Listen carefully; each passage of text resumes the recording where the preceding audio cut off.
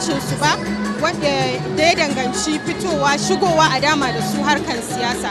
Amma alhamdulillah duba da irin wa'annan abubuwan wato daga sama ana yaƙi suna nuna cewa mace tana da 'yanci kuma saboda haka ta fito a yi da ita, to wannan shi zai karfafa wa mata daga karkara da cikin gari kan cewa su fito a dama da su, saboda mun ga ana yi kuma mu ma za mu iya. Aisha, ga alamu wannan shirin ba wai siyasa ba kawai, na gama kayi da guragu al'umma kuma wannan shirin na tallafa ma mata masu gajiyayyu. Me kira ki zo ga 'yan mata? Kiran da zan yi ga 'yan mata wato karka duba komai inda Allah ya ajiye ka, to kai ma akwai abin da zaka iya bada naka contribution domin ga al'umma. Akwai mata likitoci, akwai mata lauyoyi, akwai mata masu kula da harkar tsaro, saboda akwai mata kuma 'yan siyasa wa'inda suna faɗi tashi ganin yadda za a ce mace an dama da ita ta kowane fanni. Duk abin da aka ce akwai mace cikin shi, to mace 'yar uwanta za ta sake ta ga ai ita ma wannan abu namu ne, to abu ko da aka ce na al'umma ne, to kowa ana so a tafi da shi. Saboda haka wannan abu ne mai matukar mahimmanci ga rayuwar 'ya mace ga al'umma ga baki daya. To ina ganin Aisha ya kamata ku fara zanta da wasu saboda sako ya kai ga musamman wanda ke gida su ji yaya abu yake. Masu kallon mu a hali yanzu za mu zanta da wasu daga cikin wanda suka zo a wannan wurare domin dai mu ji me sako su ko kuma me wannan taron ya kunsa a takaice. Kamar da muka ga muku rai taro ne wanda ake rumin ruwa da kan mata musamman su shigo a rama da su harkar siyasa ba kai sana ɗaya ba, kuma kasuwanci harkar sana'a. Kuma tuni Dr. Mary wato shugaban APC ta masa tana a wannan guri inda ake dakon shigowar wani gidan mai gida gwamnati jihar Sokoto wato Dr. Fatima Ahmad Aliyu Sokoto. Ina son ƙara maka da cewa garin ka a bar kowa a baya yasa wannan tafiyar har da masu lalura ta musamman an sa su a ciki. Duk abin da kaga an ko irin wa'annan mutane, to gani ake cewa kowa an yi domin shi ne, tunda su ma cikin al'umma suke, to su ma a nuna musu duk ana tare da su, kuma insha Allah wannan tafiya duka tare za a yi shi. To masu kallon mu da kai ko shafa dai wannan shi ne zama kai tsaye daga nan gidan wato gidan TV Alu TV wanda ke haɗa shirinsa a ƙasashen Afirka 55 ɗoriya daga ƙasashen Asia da kuma ƙasashen Larabawa. Daga yanzu zuwa kowane lokaci za mu haɗa ku da musamman al'ummar da zuwa domin mu ji ta bakin su game da wannan taron da suke da kuma shawara da kuma abin da ya kunsa. Zan ci tare da mu wato ni Abubakar Abubakar Toba da Aisha wato Abdullahi Abubakar, muna godiya.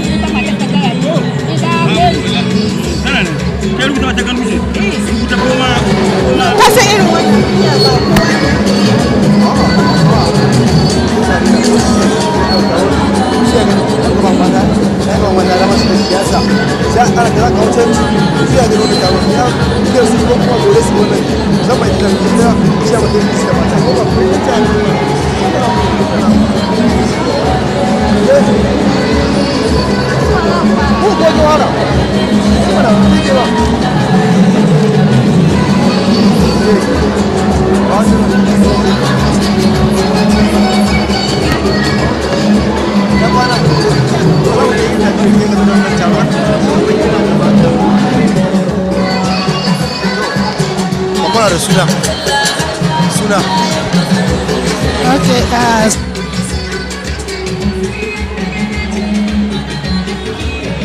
General of Prisons, muna murna da Sokoto State kan da zai empower, ku yi hakuri da Hausa, zai empower women, and this is the power of the APC, and we thank God for what is going on, because people are really suffering, and this with this empowerment, it will really help women.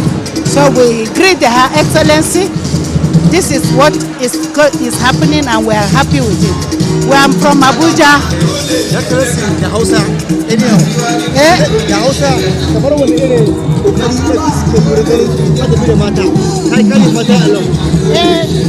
Abin da na faɗi ta kare mata along, and the empowerment da za ta ba mata shine muna murna, muna jin daɗi, kuma mun sa mata goyon baya, da shi yasa muna nan mun fito daga Abuja. So idan aka ba mata da masu siyasa, will there make any change? Yes, there will be change. Mata ne ba iyayen gida. Mata ne ba za su ta ja mijinta, za ta ja yaranta. Ai mata ne suna karfin gida. So su ne suna da karfin jan mata, mutane duka ma. Wannan shi ne kira ki zuwa Sokoto ko Sokoto. Sokoto. Is this your first time in Sokoto? Yes. So ya kika Sokoto kike ne? Odo yarinya na number 4 ta aure ba Sokoto.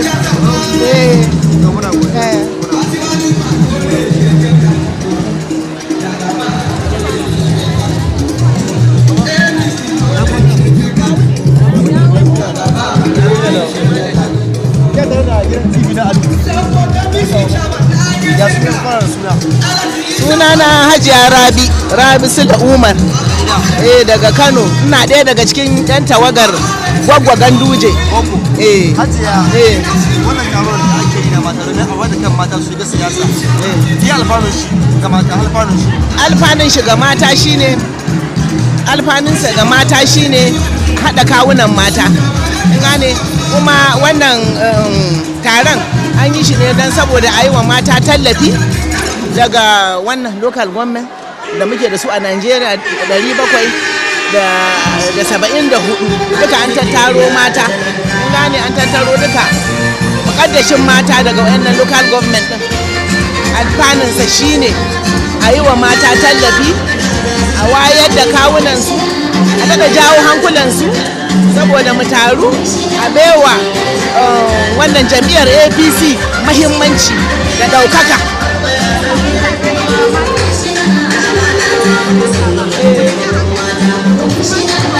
Jan hankalin nasa ai shi ne ɗaya daga cikin wannan shirye-shiryen da aka yi. Shirye-shiryen suna da yawa da dama, wannan ɗaya daga cikin su ne. Akwai abubuwa da yawa da aka shirya musamman ma daga ofishin APC. Shi uban tafiya Alhaji Muhammadu Abubakar Abdullahi Ganduje da matarsa suna iya ƙoƙarinsu su haɗa kawunan su ga wato mu arewa matanmu su fito a yi da fifi a marawa jam'iyya baya.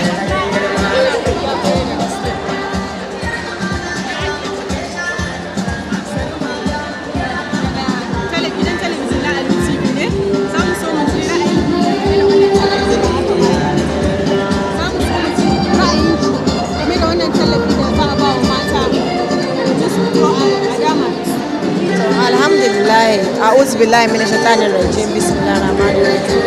Sunana Honorable Hama Ali Aware. Na zo tare da matar chairman ta APC na ƙasa gabaki ɗaya, wato Professor Hafsat Abdullahi Umar Ganduje.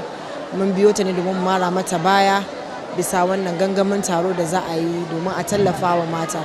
To gaskiya wannan abu ne babba, kuma wannan abu ne wanda zai taimaka wa matan mu, domin kun san a koyaushe akan yi irin wayannan abubuwa amma sai ga an manta da mata. To amma da yake yanzu mun zo wani siyasa wanda yake ita kanta APC ba za ta iya ba tare da mata ba, shi yasa ya zama da za a yi wannan taro domin a taimaka wa mata, a nuna musu cewa APC tana tare da su, kuma duk abin da za a yi dole sai da su.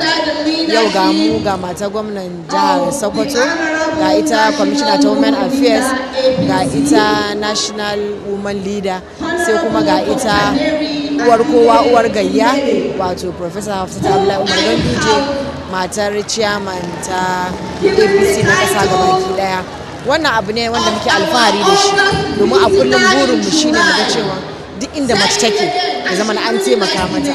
Mu mata ba mu da dogon buri, abubuwa kalilan za a yi mana za ki ga za mu yaba, kuma mata 'yan amana ne. Idan aka tuna da su to za ki ga cewa duk lokacin da aka ce a fito domin a kaɗa ƙuri'a za ki ga mata a koda yaushe mun cewa mata ne suke.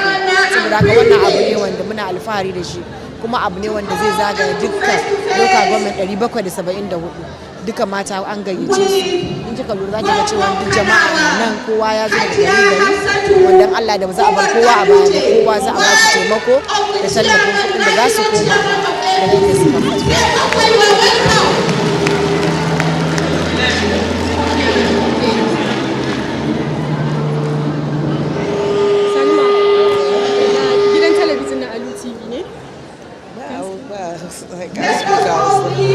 I'm from Anambra State. We vote in our grassroots. So this project is to empower the grassroots so that they can be able to be part and parcel of what we are doing. Women has gained the freedom of joining every aspect of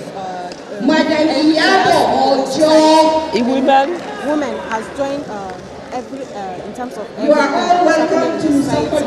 There are doctors, there are lawyers, but some women still lack the awareness of joining politics. Because of marginalization of the women, we are so marginalized that the men doesn't allow us to come and participate. Like, take for instance, if we go to the classroom, there's no way they will teach the men separately and the women separately. We are all together. And if you look at it, women are better than the men in terms of education. But at the end of the day, they will marginalize us. But our main problem is The gender gap before and now. The gender gap. we are going back. We are going back because I remember very well some years ago we have about 7 senators, but today we have only 3 female.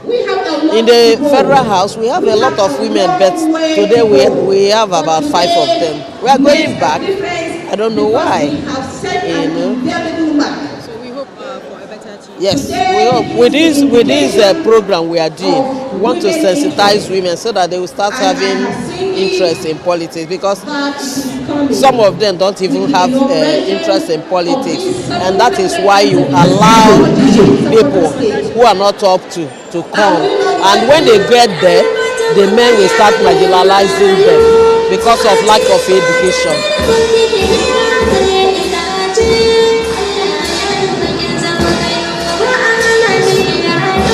Masu sauraron mu, kamar yadda kuke gani, uwar gidan gwamnan jihar Sokoto ta samu isowa wannan wuri, to insha Allah kuma taron zai ci gaba daga wannan lokaci.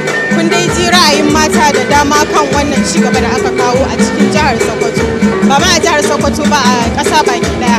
Mata da yawan su ba su san yancin su ba, ko in ce an bar su a baya da dangane da irin wayannan abubuwa, amma a hali yanzu mata sun fara ganewa ba ga irin waɗannan yankuwa da ake yi musu da tallafi da ake basu. Ana jawo su ne a jiki domin su san yancin su, kuma su san cewa mace a komai ana sa ta domin za ta iya.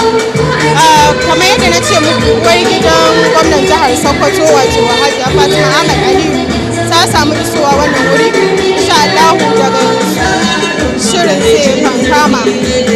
Kada dai ku manta muna zuwa ne kai tsaye daga nan tashar Aliyu TV, wanda muke kawo muku kai tsaye abin da ke faruwa a nan gidan ɗakin taro da ke Nasarawa, tare da ni Aisha Abdullahi.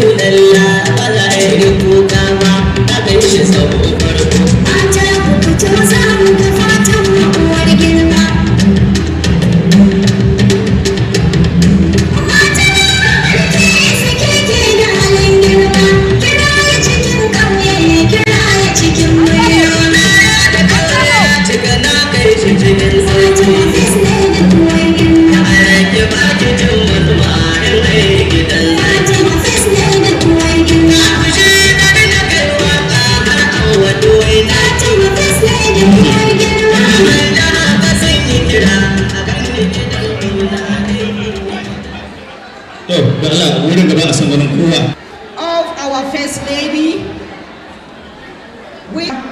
for Women and Children Affairs, Hajia Hadiza Ahmad Shagari, together with top government dignitaries, top women government dignitaries, who sees the First Lady true to the hall and exchanging pleasantries with her people.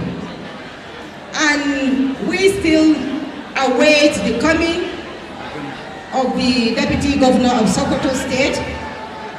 Let me also welcome the wife of the Deputy Governor, Hajia Aishatu Idris Anchadi Gobir, and other high-powered women delegation.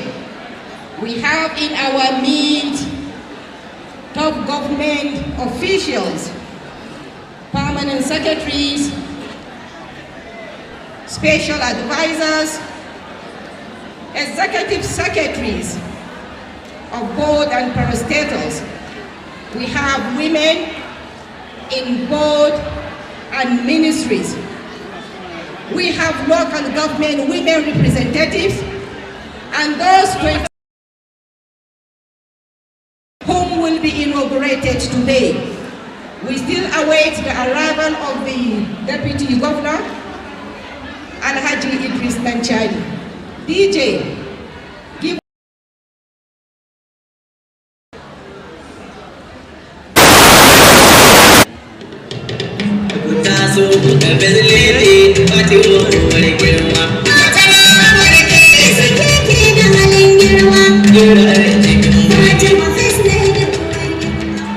kamar yadda kuka ji an muku bayani, uwar gidan gwamnan jihar Sokoto a Excellency Hajiya Fatima Ahmad Ali Sokoto ta riga ta zauna a wannan babban ɗakin taro domin gudanar da wannan taro mai albarka. Kuma har ila yau uwar gidan mataimakin gwamna ita ma tana a wannan wuri, da kuma babbar bakuwar mu wadda ita ce ta tara mu a nan domin kaddamar da wannan shiri na musamman na 774 da ake gudanarwa a kowane cikin faɗin tarayyar Najeriya har da jihar Sokoto. Kuma babban bakwa ta musamman kuma ga gani shugaban mata ta jam'iyyar APC 'APC baki daya ita ce babbar bakwa ta musamman kuma ita ce za ta wato bayani dangane da wannan shiri da aka zo da shi a ko'ina ga mata a tarayyar Najeriya. Yanzu muna lalima da da isuwar mai girma mataimakin gwamna His Excellency Idris Muhammad Gododo a wannan taro. DJ.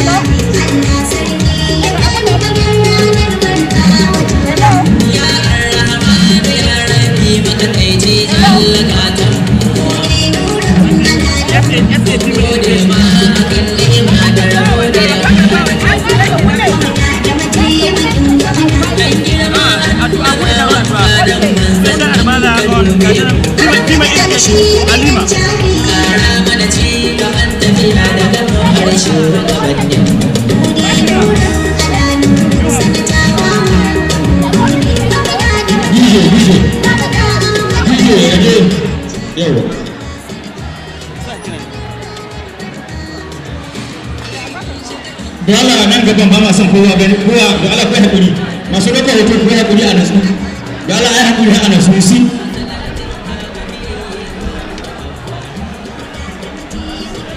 da Allah duk jaye duka Allah malai kowa ya sefa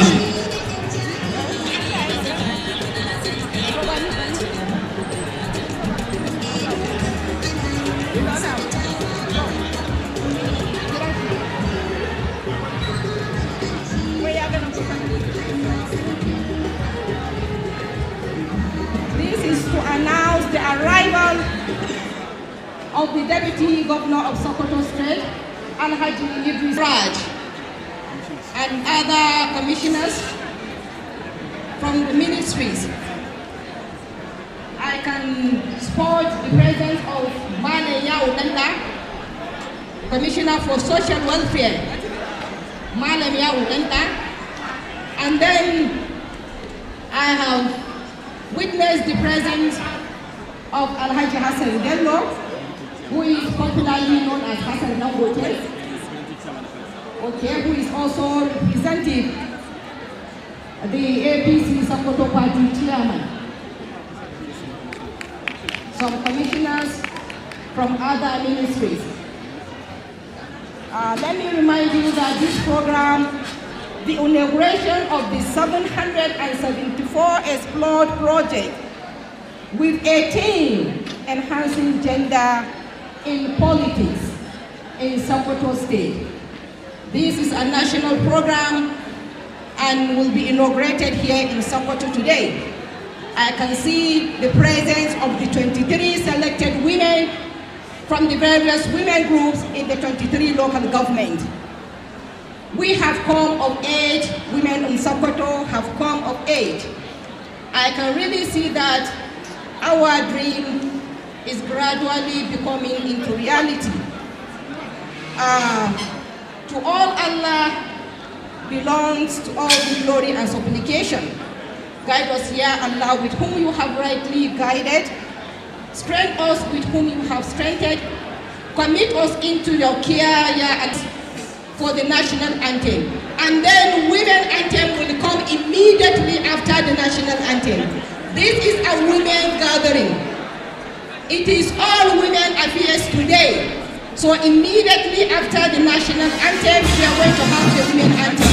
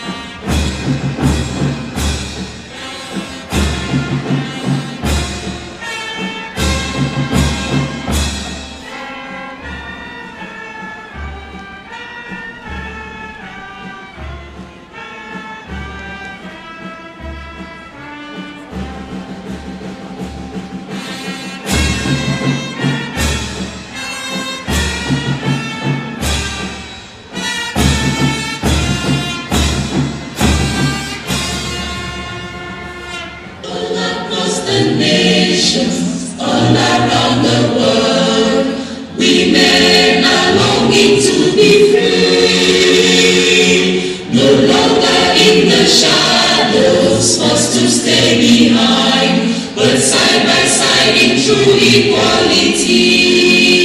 So sing a song for women everywhere.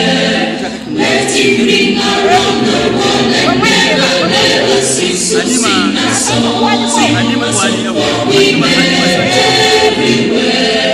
Equality, development and peace. Women can't be silent when all around the world people hurt and hungry children cry. We'll sing out loud for justice and development and hold the rights of all the people high. So sing a song for women everywhere. Let it ring around the world and never cease. So sing a song for women everywhere. Equality, development and peace. Women now are working to build a better world where the love of peace can rest on every shore. Where men lay down their weapons and learn to love and share, and people work to bring an end to war. So sing a song for women everywhere. Let it ring around the world and never cease. So sing a song for women everywhere. Equality, development and peace. So sing a song for women everywhere. Let it ring around the world and never cease. So sing a song for women everywhere. Equality, development and peace. Ahmad Ali gwamna na Sokoto dan ado da godiya ga kai ma da shago ga gidan da bai toruwa. Ahmad Ali gwamna na Sokoto dan ado da godiya. This is super amazing. Today, in the history, Sokoto women have taken over, even if it is for some hours. Isn't it amazing for men of the high table to stand still for some minutes to listen to the women's anthem? It is really amazing. Give yourself another round of applause, women. To the women in Nigeria and the world. We are here today for the inauguration of 774 Explode project with a theme, enhancing gender in politics. I really like this theme. 23 women are selected from the 23 local governments in which they will be groomed to know the times and the conditions, the do's and don'ts for them to participate in the politics. For them not to stay behind, just like the women anthem has said. It is now time for us to come out, our voices to be known. We have a powerful voice if we come together. Next on the agenda is an opening prayer. Men, please don't be angry. I said today is for women. So we are going to call a woman to give us an opening prayer. As a female education, Hajia Uwani, come out to give the opening prayer, please.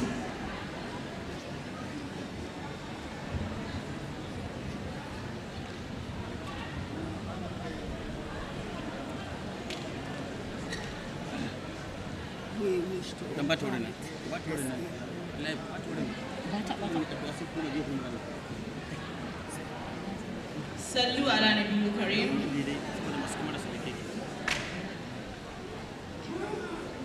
أعوذ بالله من الشيطان الرجيم. الله لا إله إلا هو حي القيوم لا تأخذه سنة ولا نوم له ما في السماوات وما في الأرض من ذا الذي يشفع عنده إلا بإذنه يعلم ما بين أيديهم وما خلفهم ولا يحيطون بشيء من علمه إلا بما شاء وسع كرسيه السماوات والأرض ولا يعوده حفظهما وهو العلي العظيم. اللهم ربنا آتنا في الدنيا حسنة وفي الآخرة حسنة وقنا عذاب النار اللهم إنا نسألك بأن لك الحمد لا إله إلا أنت وحدك لا شريك لك المنان يا بديع السماوات والأرض يا ذا الجلال والإكرام يا حي يا قيوم يا رب يا رحمن يا من ليس كمثله شيء وهو السميع البصير يا عزيز يا غفار يا قهار يا وهاب يا رزاق يا فتاح يا حليم يا عليم يا علي يا عظيم يا كثير الخير يا دائم المعروف أسألك باسمك الأعلى على أعز على أجل الأكرم يا ودود يا ذا العرش المجيد يا فعال لما يريد أسألك بعزك الذي لا يرام وملكك الذي لا يذم ونور وجهك الذي ملأ أركان عرشك اللهم إنا نجعلك في نحورهم ونعوذ بك من شرورهم يا رب يا رحمن سبحان ربك رب العزة عما يصفون وسلام على المرسلين والحمد لله رب العالمين.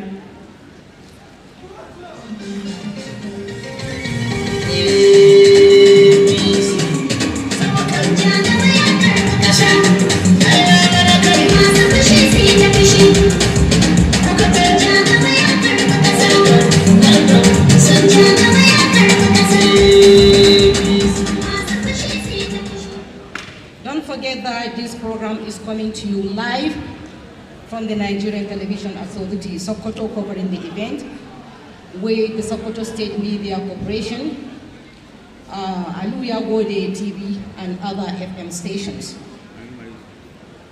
Next on the agenda is remarks by the APC woman leader or her representative, Hajia Rabi Tudumada.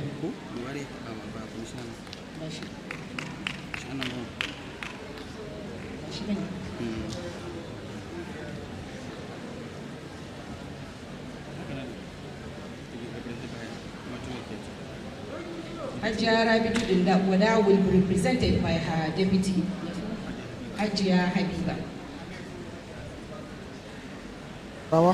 Inda ake taron mata wanda wato jam'iyyar APC ta kasa shirya karkashin jagorancin Dr. Mary Elele wacce ita ce shugaban jam'iyyar APC ta mata, inda ake sa ran za a fatakar da su da kuma ba su shawari tare da za su shiga a cikin siyasa su kawo siyasa wato su shiga cikin siyasa su ma a dama da su.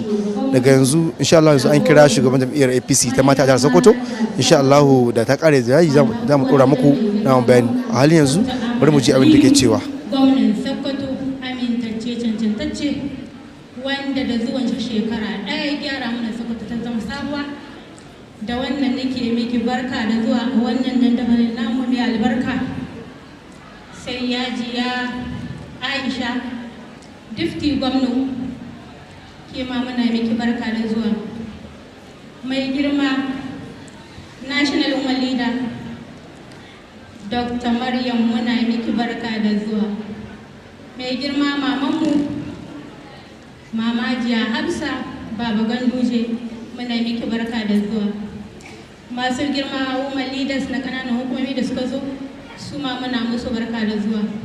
Masu girma matan kwamishinoni da matan 'yan majalisa da kuma matan 'yan majalisunmu na tarayya dukkaninmu muna muku barka da zuwa.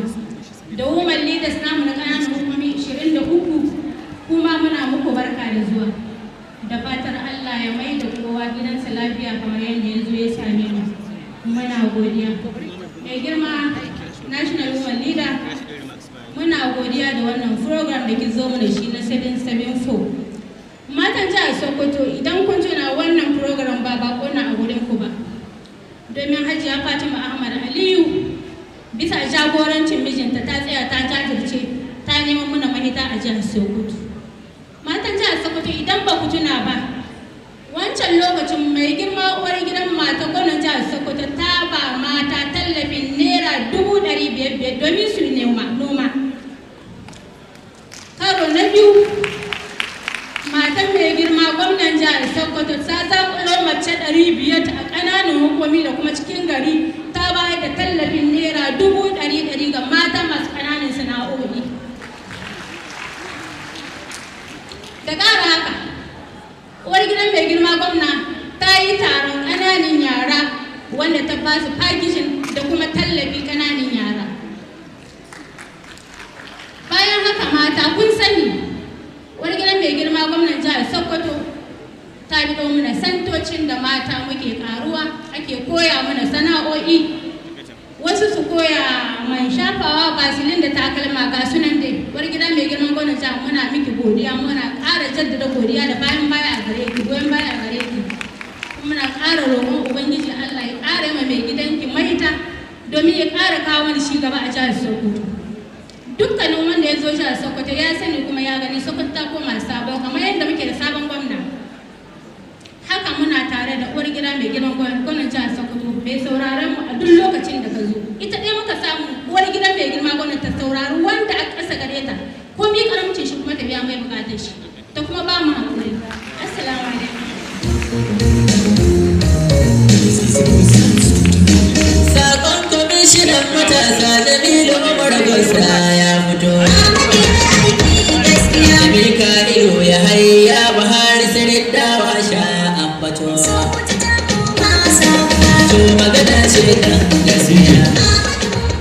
That was the opening remarks by the representative of the state APC woman leader by her deputy. I want to now call on our host, Hajia Hadiza Ahmed Shagari, who is also the Commissioner for Women and Children Affairs, to give her remarks.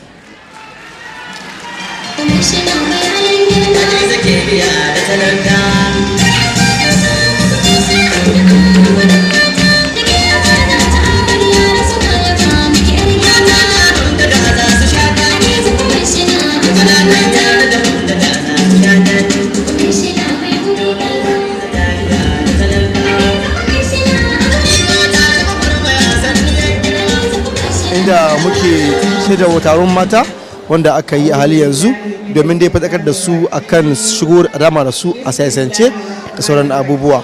Aisha, wato wannan taron in ke kula ya samu bakuncin mata musamman jigajigan mata ɗin siyasa daga ciki wajen jihar Sokoto, kamar me zaki ce?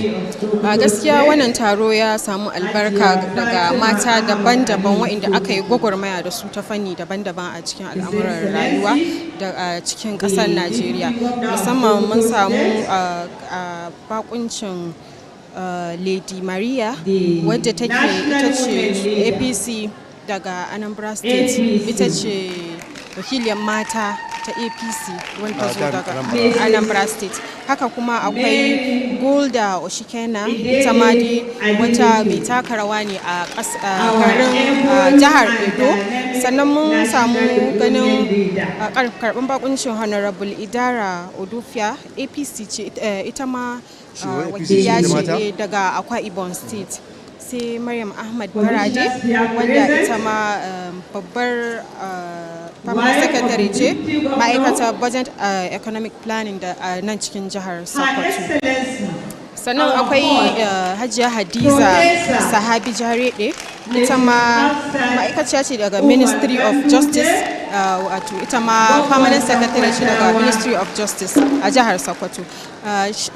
Tauba wa'innan da dama akwai su mata daga bangarori daban-daban a ciki da wajen jihar Sokoto da suka zo karɓar bakuncin wannan muhimmin taro. Yawa Aisha, kuma za ka ga yanzu ma shi kansa mai girma mataimakin jihar Sokoto wato Idris Muhammad Gobir shi ma yana wannan wuri, kuma na ga kwamishinan kuɗi shi ma yana wurin Shagari, kai kuma kwamishinan kanin hukumomi da shi ma yana wurin, kuma akwai kwamishinan matasa Gosta shi ma yana wurin, sannan akwai kwamishina kuma wato yawan wato ita kwamishinan mata ta wannan jihar ta fara magana. Za mu so mu ji jawabinta. Masu kallon mu ku dakace mu kaɗan, ku ci gaba da kallon mu, za mu sada ku da wato National Women Leader Dr. Mrs. Mary Alile. Today we gather to launch the project 774 Explore initiative in Sokoto State, a project that embodies our collective aspiration for a more inclusive, equitable and empowered political landscape, not just for Sokoto State, but the Nigeria at large. The primary objectives of this is to enhance the gender space in politics by ensuring the APC female constituents are actively engaged in political activities and also decision-making process. This initiative is not just a campaign, it is a movement that seeks to transform our political landscape by amplifying the voices of women and ensuring their rightful place in governments. This very occasion is a testament to the commitment of our ever hardworking and dedicated governor, His Excellency Dr. Ahmad Aliyu Sokoto, PhD, FCNA, to the principles and inclusivity and women empowerment. His support to the Project 774 Explore initiative is a reflection of his vision for a more exclusive and equitable Sokoto state, whereby every woman has the opportunity to contribute to political and social economic development of our society. In Sokoto state, we are fortunate to have a governor who understands the importance of gender empowerment and women participation in governance. His Excellency has always been a champion for women's rights, and his consistently support initiatives that aim to uplift and empower women. His commitment to the Project 774 Explore initiative is a testament to his vision for a state where women are not just participants but leaders in political process. We will reach out to women in every local government area, educating them about their rights, the importance of their participation in politics, awareness in the first step towards empowerment initiative. At the Ministry for Women and Children Affairs Sokoto, we will remain dedicated to supporting the Project 774 Explore initiative and ensuring its success in Sokoto State. And in line with my Ministry 2024 commitment to women in the state, we have supported 4,000 women with foodstuff.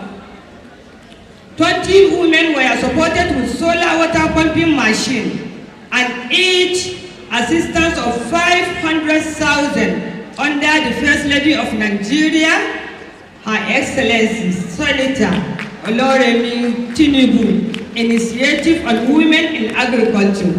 The state government also supported 20 more women, including women living with disability, with exact assistance.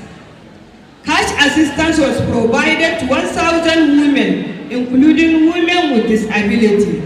There is an ongoing training for 400 on low-cost biogas production in collaboration with UN Women. We will continue to do more for the development of women in Sokoto State. Thank you and wassalamu alaikum.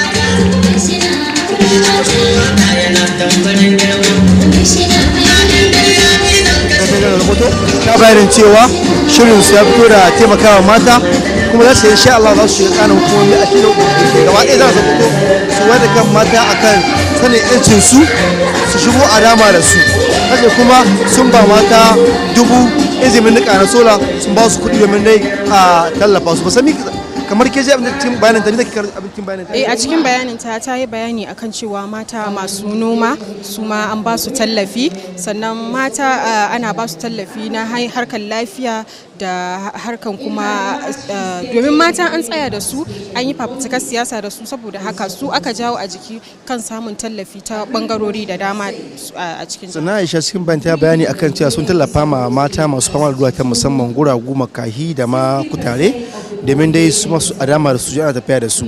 Sannan kuma a cikin bayani ta kwamishinan ta mata a jihar Sokoto ta bayani akan cewa a shirye suke da kyam domin ganin sun tallafa wa mata a jihar Sokoto. Ta bayyana cewa kuma a cikin wani shiri wanda uwar shugaban kasa ta yi a jihar Sokoto an tallafa wa mata da kuɗaɗe da kuma kayayyakin sana'a domin dai su dogaro kansu. To Aisha ke kenan wannan shiri kenan kada mace ko ta wuri a barta a baya. Ban sani ba kila a halin yanzu masu kallon mu kuna kasancewa da wannan gidan TV na Allo TV kai tsaye daga nan ɗakin taro na Kasarawa. Malama Aisha, akwai baki na musamman a wannan taron da aka yi. Naga uwar gidan tsohon gwamnan jihar Kano wato Farfesa Hafsat Ganduje tare da uwar gidan gwamnan jihar Sokoto Dr. Ahmad Aliyu da kuma uwar gidan shi mataimakin gwamna a wannan taro. Insha Allah su ma za mu ji nasu bayani, mu ji kuma wani irin sako suke da shi ga al'ummar jihar Sokoto musamman da mata. Wato tauba kamar yadda kake gani abu ne abin sha'awa idan aka ce mata an san da su a al'umma, domin in aka jawo mace a ciki za a shawo kan matsaloli da dama da ke addaba mu a ƙasa, musamman a ƙasa a halin da ake ciki na yanzu. Idan mata suka ji cewa lallai ana tafiya tare da su, za su samu jin daɗi da walwala na ba da tasu su ma gudunmawa.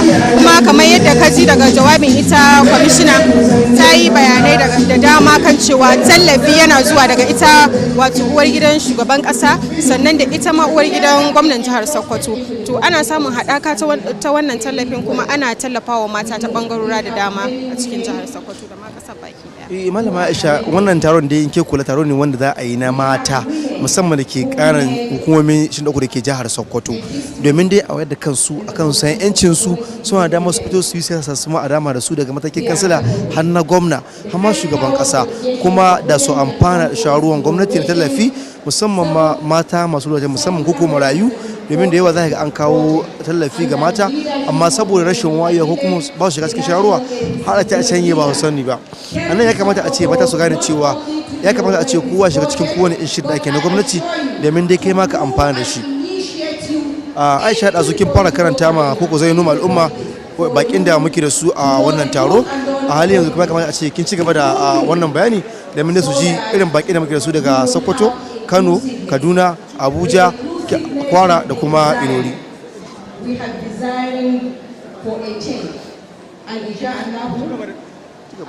To kamar yadda muka nuna masu saurari ɗazu, mun samu zanta da Ruth Zakari, wato matar CG na prisons, tsohon CG na prison da ke wato Aisha. A halin yanzu an kira matar tsohon gwamnan Kano wato kuma shugaban APC wato Hafsa Umar Ganduje, bari mu ji bayan za ta yi wa al'umma a halin yanzu.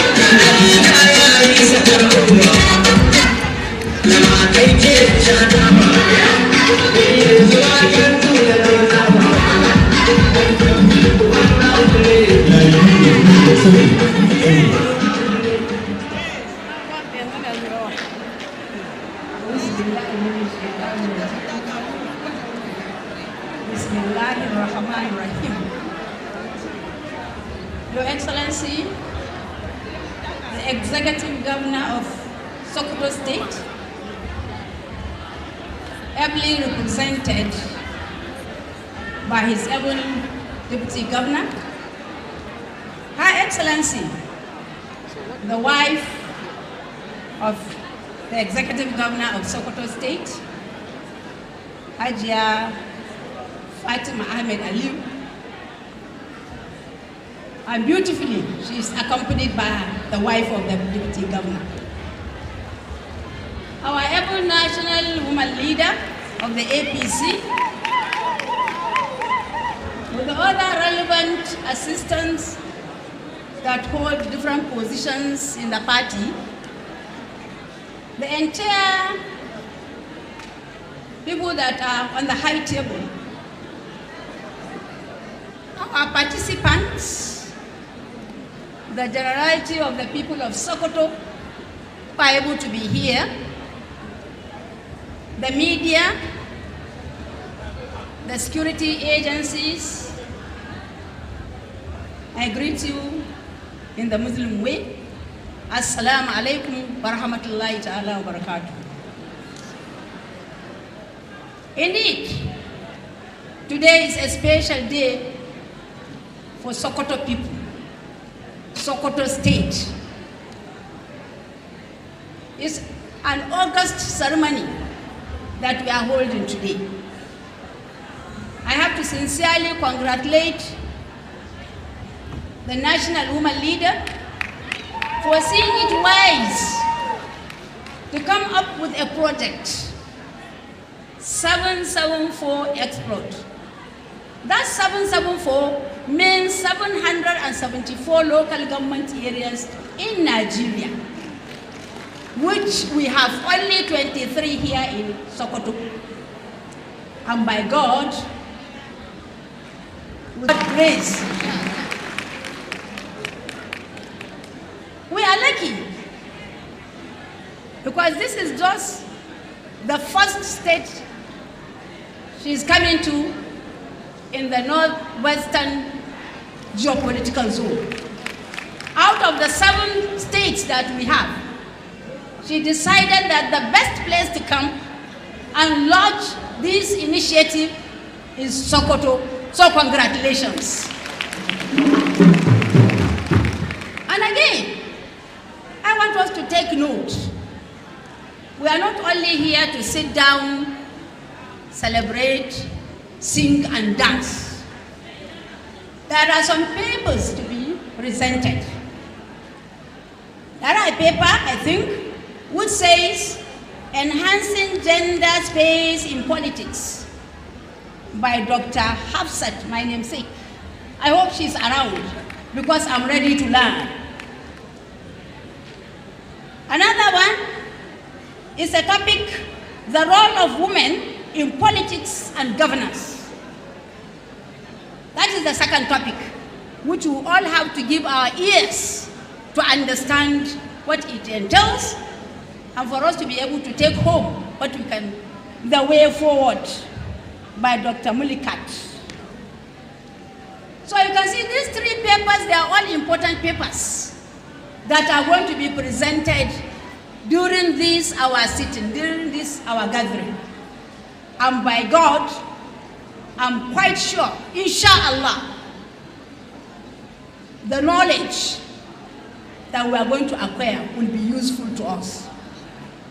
I'm so happy from what the Honorable Commissioner of Women Affairs mentioned, what the state woman leader also mentioned. Our First Lady is ahead of everybody. Our First Lady has already started so many things. For the fact that it is a testimony that you will go to her and you don't need anybody. She's there sitting down, calmly waiting for you. And she embraces you, take you, hold you, listen to you. And by God, able to solve your problem. That one single honor for the women in Sokoto, I think, is a real privilege which you have gotten from the wife of the governor. So please, I want us to continue to cooperate with her and her team. I could see when the commissioner came out, the way the women were cheering her, which means they have held her very dear. She's an important personality. But what we require is each and every one of us to ensure we deliver what is expected of our dear party, the APC. The executive governor is here. And we could see when we entered the town, there are so many changes, so many projects. And if I remember clearly, the national chairman of the APC, who happens to be my dear friend, my husband, my colleague, and the one that I respect the most, attended the 100 days of the executive governor. And it was a total surprise. Where in other states they have nothing to celebrate, nothing to show to their people. But here in Sokoto, we are able to see so many projects. Congratulations, First Lady. Congratulations, Deputy Governor, because it's a teamwork.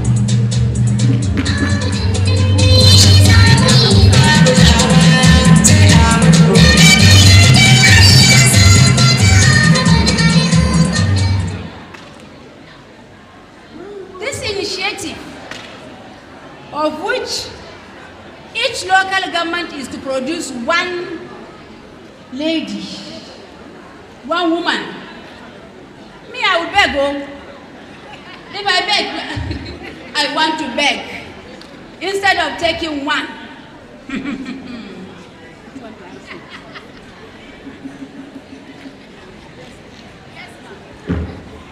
So I'm begging. Because the national woman leader did the first outing in Benue State.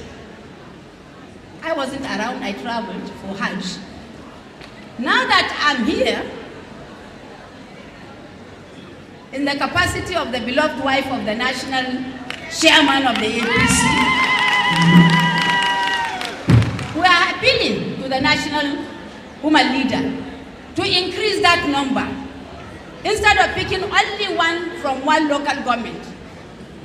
That is why sometimes you do principal, you do vice principal admin, you do vice principal academics. Is that not so? When you have three, it makes it better.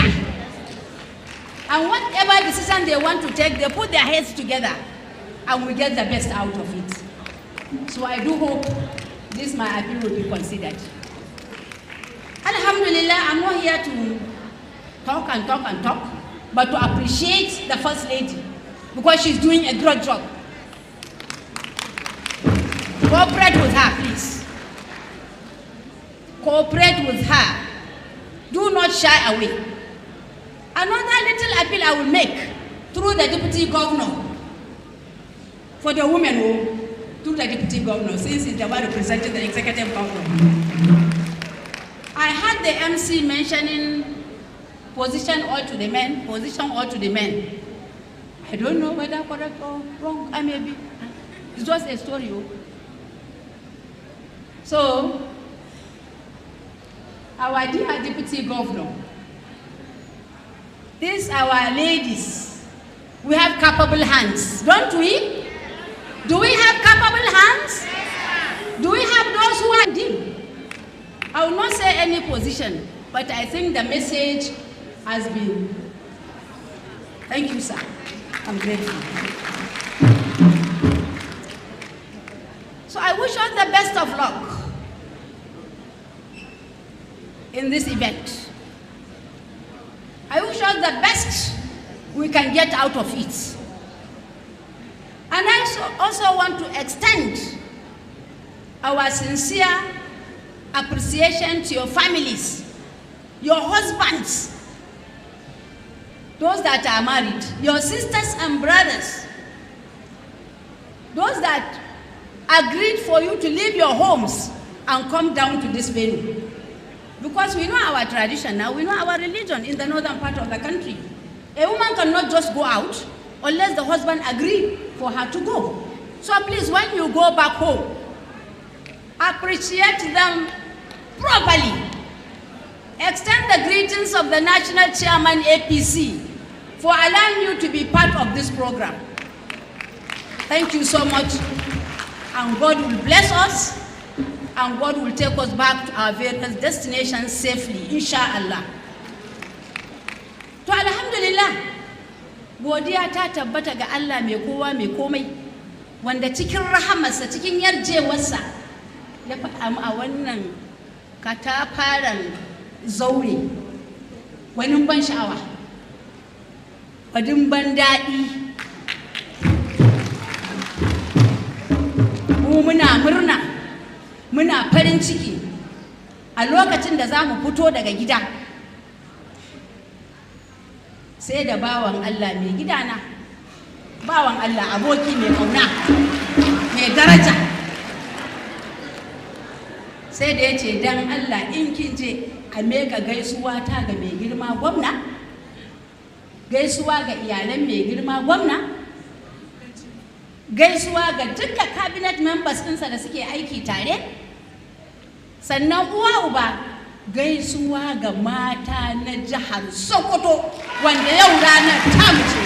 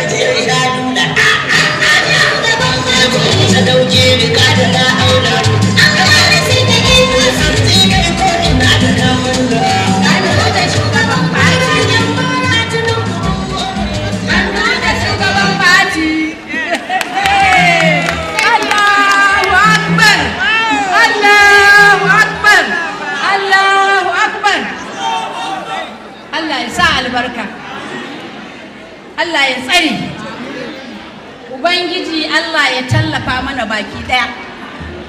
Na yi farin ciki, na yi murna, na ji ambatan da shugabar ma'aikatar mata ta yi da kuma bayanin da shugabar mata ta jihar Sokoto ta yi. Sun nuna mana a gaskiya a excellency matar mai girma gwamna baiwar Allah ce. Baiwar Allah ce ta gari, Allah ya ɗauko kyauta ya kawo. Me za mu yi sai mu rike hannu biyu, ko ba haka ba? Mu rike hannu biyu kafin wannan abin ya zo da ake cewa 774, wato ƙananan hukumomi na Najeriya ga baki ɗaya 774. To kafin abin ma ya zo ita ta ci gaba da aiki. Ta tara mata ta ba da kuɗi, ta tara mata ta ba da kaya. Allah mun tuba wani wajen sai ka kwana barkatai kana neman ka ga matar gwamna ba za ka gani ba. To yau an gaya mana kan cewa ita tana nan jira ma take yi, jira take ka zo ta saurare ka, ta rungume ka, ta saurari me matsalar ka, sannan ta tabbatar ta warkar da matsalar ka. Me za mu ce wa Ubangiji? Sai godiya, kuma mu tabbatar mun ba ta cikakken haɗin kai don Allah mata, mu ba ta cikakken haɗin kai. In ta samu haɗin kai yadda ya kamata, ta haka ne za ta tallafa wa mai girma gwamna, kuma in Allah ya so ya yadda za su ci nasara. A ko yanzu mun san Sokoto ta canja, mun shigo mun ga abubuwa ga su nan kala-kala. Kwana 100 kawai yayi Allah da ikonsa, mai gidanmu ya zo kuma ya shaida. Ga ita ma shugabar mata ta waɗannan jihohi guda 7, Baba ya hana su buba, tare da ita aka yi wannan bikin na kwana 100. Ga kayayyaki nan kamar mene da aka duba a lokacin da wasu gwamnonin a jihohinsu abun kunya ba za su iya fito da abu ɗaya da suka ce sun yi wa mutanensu ba. Amma a nan Sokoto Allah ya arzunta mu da bawan Allah na kwarai na gari mai rikon amana. Ubangiji Allah ya saka da alheri.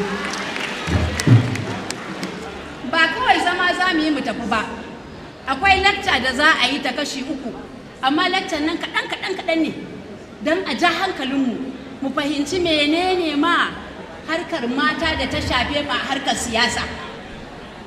Ya za mu fahimci wasu al'amura yadda mu ma za mu fito mu taimaka wa juna.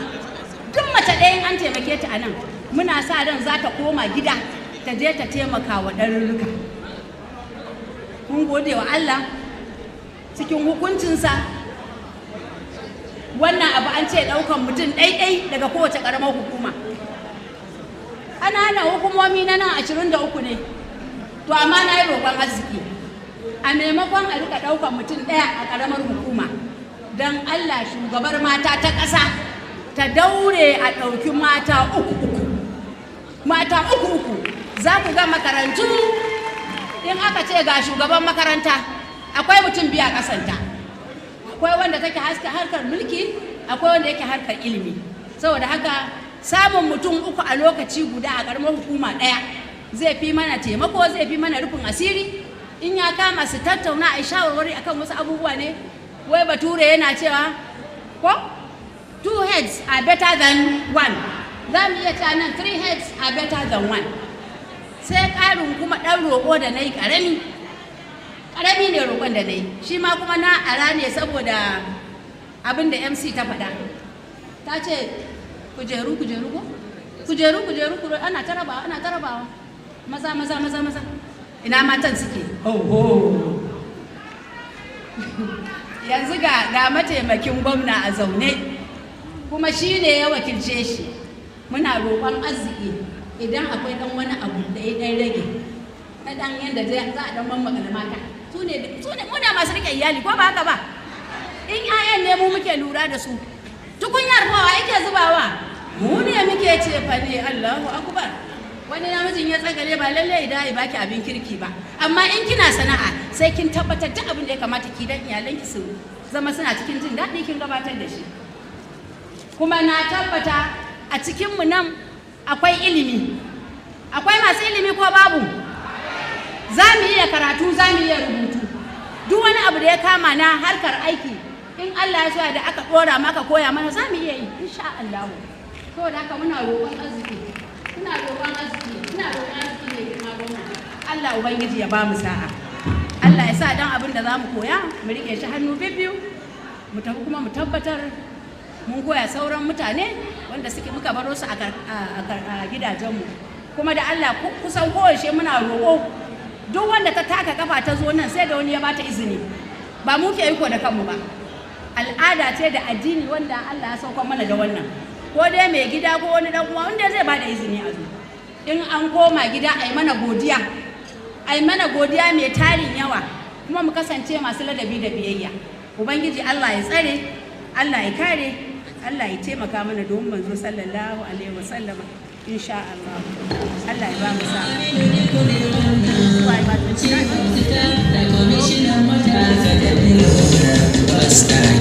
ciwon da ka damu yanzu ya warke a cikin shekara guda sokoto ta gyara yanzu da haske a cikin shekara guda amadu ka kyautu in matake a cikin shekara guda ai da ma hanya sanin da sai falke a cikin shekara guda daga al'uwa ka yi kokarin da suke a cikin shekara guda fannoni da yawa kayo gwara a cikin shekara guda wanda ba ta kai ka wuce da ransa a cikin shekara guda na fado ayyukan da ka tsara jabin wato Dr. Umar Ganduje Hafsa kenan wadda ta yi bayani ta ja hankali ga mata da kuma kira da shi gwamna da kuma ita matar gwamna a kamar ba sani ba cin bayanin ta miki kalatu al'umma wato a bayaninta na fahimci cewa ta yi farin ciki kwarai da wannan abu da aka kawo shi a jihar Sokoto inda ma har take ganin cewa duba da kokarin da aka yi amma tana roƙo da a ƙara ganin cewa matan suna da yawa in an ce ƙaramar hukuma kowace a kawo mutum guda yayi kaɗan to ta roƙa ma mata cewa a ba da dama a ɗauki mutum uku kowace ƙaramar hukuma kai daga jin wannan kasan cewa wannan ba ƙaramin al'amari ba ne an tashi tsaye kuma an shirya domin a ga an kawo mata cikin wannan Aisha cikin jabin ta bayyana cewa kayan ma wannan shiri ya zo tallafawa mata ita wato uwar gidan gwamnati jihar Sokoto ta Fatima Ahmad Aliyu tuni ta fara wannan taimako na mata ta bayyana cewa kuma mace ce mai halin tausayi wadda baka shan wahala wurin zuwa inda take kuma in ka mata korafi insha Allah za ta yi ma wannan bukata me kiran ki ga sauran al'umma musamman na jihar Sokoto wato kiran da zan yi ga mata musamman a nan jihar Sokoto mu san cewa duk abin da za a yi a rayuwa to mace tana gaba tana ciki tarbiyyar yaya kula da gida da komai to in dai har mace za ta iya jajircewa ta yi wannan to haka a waje ma lallai tana da gudunmawar da za ta bada saboda yara ne a cikin gida da mazaje a wajen ma su ne yaran da mazaje ne shugabancin in aka sa aka hada to ba karamin ci gaba za a kawo ma al'umma ba da jiha da ma ƙasa baki daya. Aisha cikin jawabin ita wato Hafsat Umar Ganduje ta yi jawabin cewa ta roƙi mataimakin gwamnati da kai ma gwamnati sakon cewa maimakon a ce a ɗauko mace ɗaya ko wace karamar hukuma da Allah a ɗauko mace uku. A ganin ki idan aka yi wannan korafi ya karɓu ko wannan sako ya karɓu aka yi haka wani alfanu za a samu ga mata? Gaskiya za a samu amfanin yin hakan kwarai, yana da matukar amfani sosai, kasancewar an ce hannu ɗaya bai ɗaukan jinka. To in aka sawo mutum 2-3 a ciki za ka ga an samu haɗaka magana, za a yi shawara, za a ga to menene ya kamata a tsayu a kan shi domin a amfanar da al'umma. So ƙorafinta na kan cewa a ƙara adadin mutanen gaskiya abu ne wanda za a ji daɗin shi, za a amfana da shi, kasancewar mata da yawa in suka haɗu to ba ƙaramin abu za a tattauna ba wanda zai kawo ci gaban al'umma baki ɗaya, ba ma iyakan matan ba, ga al'umma ne za a amfana ga baki ɗaya. Har yau Hajiya a cikin bayani ita wato matar shugaban APC na ƙasa a halin yanzu wato Hafsat Umar Ganduje ta yi bayani na cewa wato shi mijinta wato Umar Ganduje wato ya aiko sakon gaisuwa ga shi gwamna da kuma wato mataimakin gwamna da kuma matan jihar Sokoto. Me sakonki ko in ce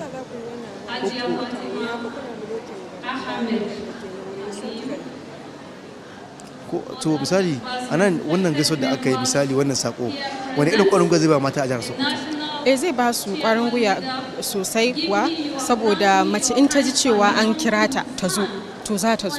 Duk inda ka ji an ce mace zo za ta zo, saboda tana tunanin abun nan in ya amfane ta za ta koma gida ta amfanar da 'yan uwanta mata, za ta amfanar da yaranta, da shi mai gidan shi kanshi zai amfana, al'umma za ta amfana. So wannan ba karamin jin daɗi bane, kuma an kira mata ga yana kamar da kake gani sun karɓa kira, sun fito domin amfanuwa da wannan abu da aka kawo musu. To bari mu ji jawabin mai jawabi ta gaba, an kira mai jawabi ta gaba, mu ji jawabin ta ga al'umma. A nation at large which is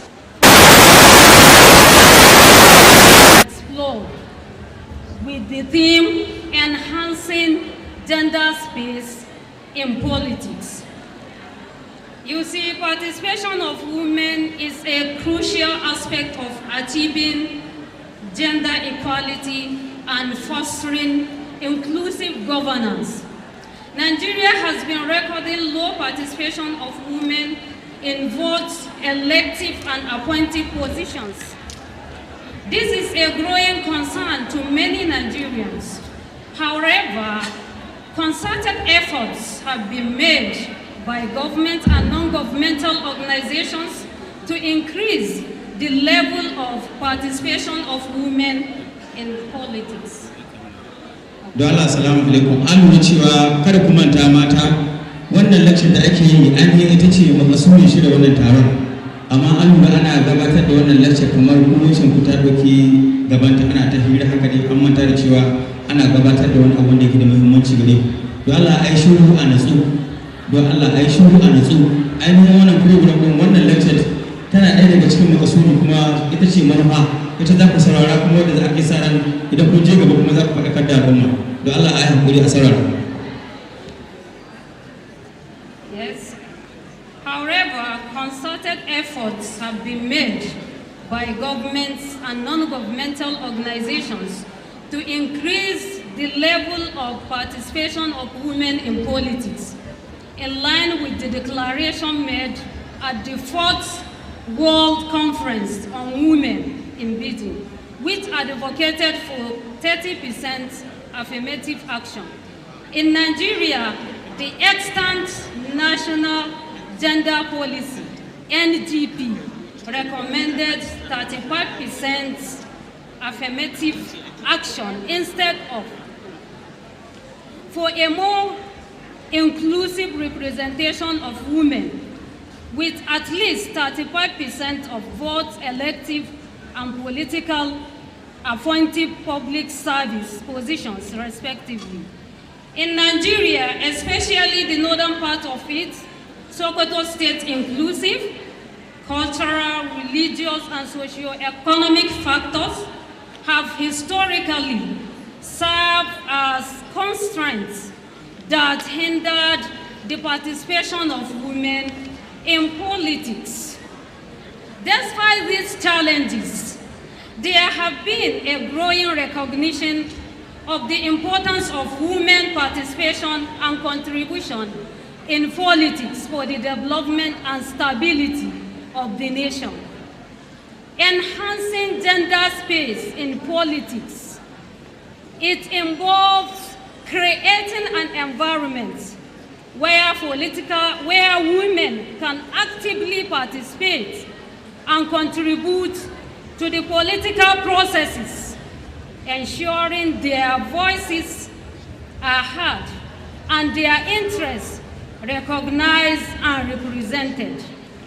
Enhancing gender space is nothing but creating a conducive environment where women could be allowed to participate in the political development of the nation in areas of developmental projects, training, counseling, government policies, programs, and plans for the betterment of the nation.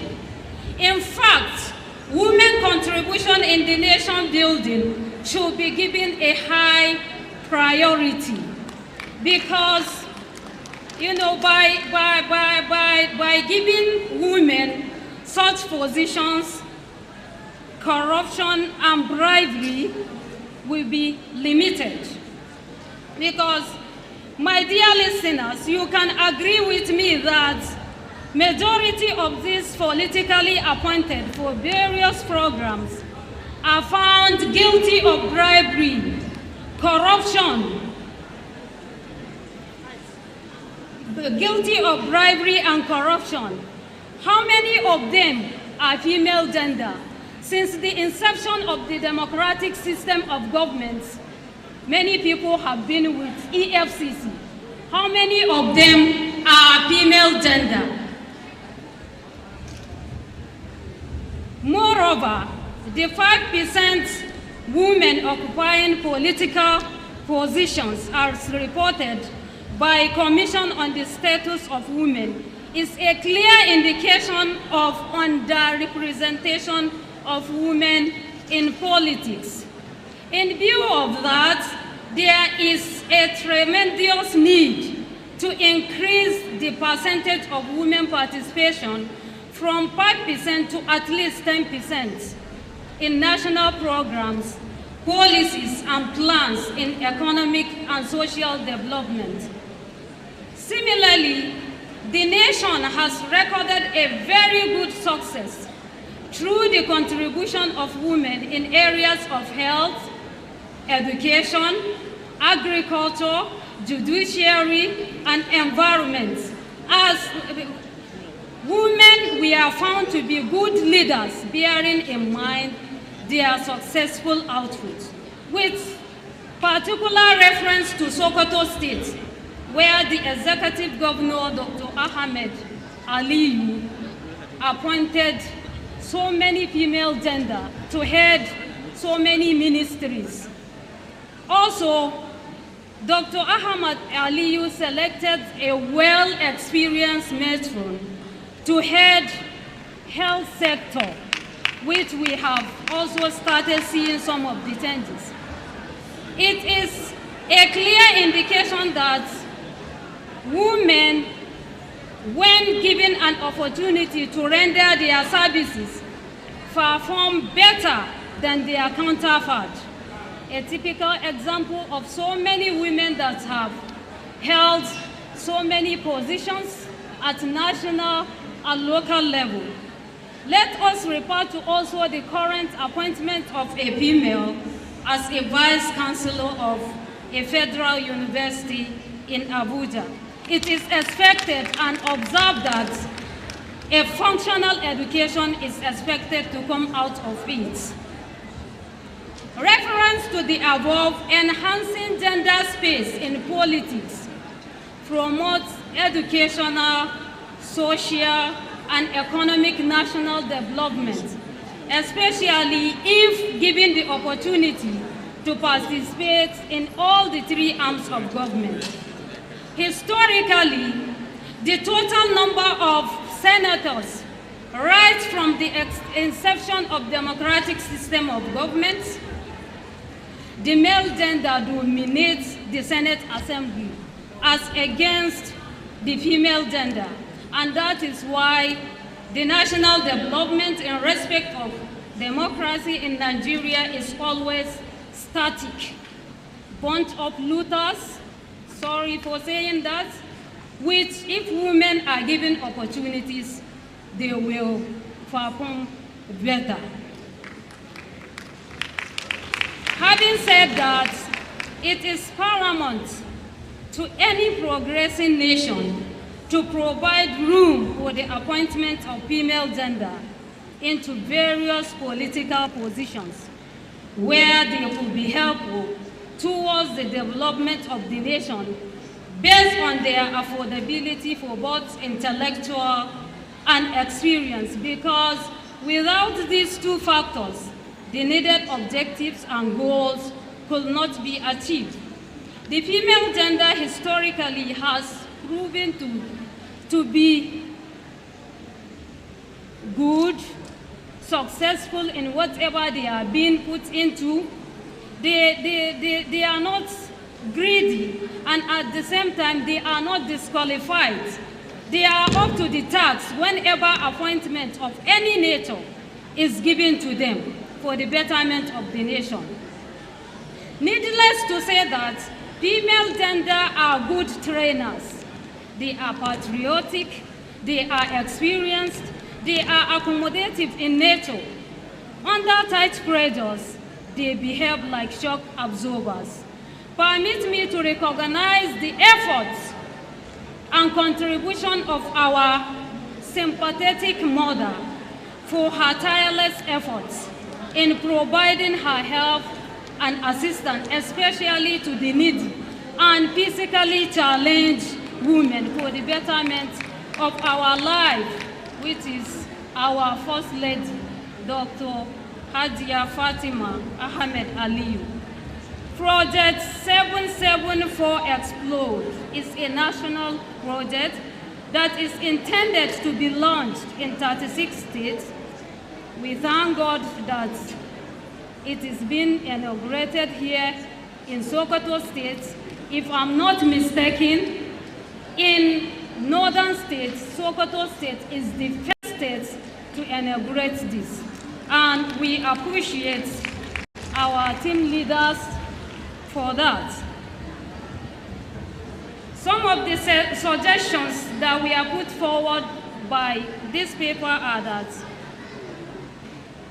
for this program or for these projects to be successfully implemented in Sokoto State, some of the following suggestions we are put forward. On the part of education and awareness program, government should try and implement educational initiatives so as to raise awareness about the importance of women participation in politics. Also, workshops and seminars should also be conducted so as to challenge the traditional gender roles and promote gender equality. Also, on the part of capacity building, the government should try and provide training and mentorship programs for women to build their political skills and confidence. Also, the government should try as much as it can to establish network and support programs for women in politics so as to share their experiences and their strategies in politics to the younger ones. On the part of the economic empowerment, there should be addressing of economic barriers that prevent women from participating in politics by providing financial support and resources. Cultural and religious engagements on that, the government has to work with cultural and religious leaders so as to promote the acceptance of women political participation. conclusively 774 Project Explode. With it, we hope that the poor representation of women will be changed and a significant improvement will be recorded. Maybe if we are having just, let's say, 5%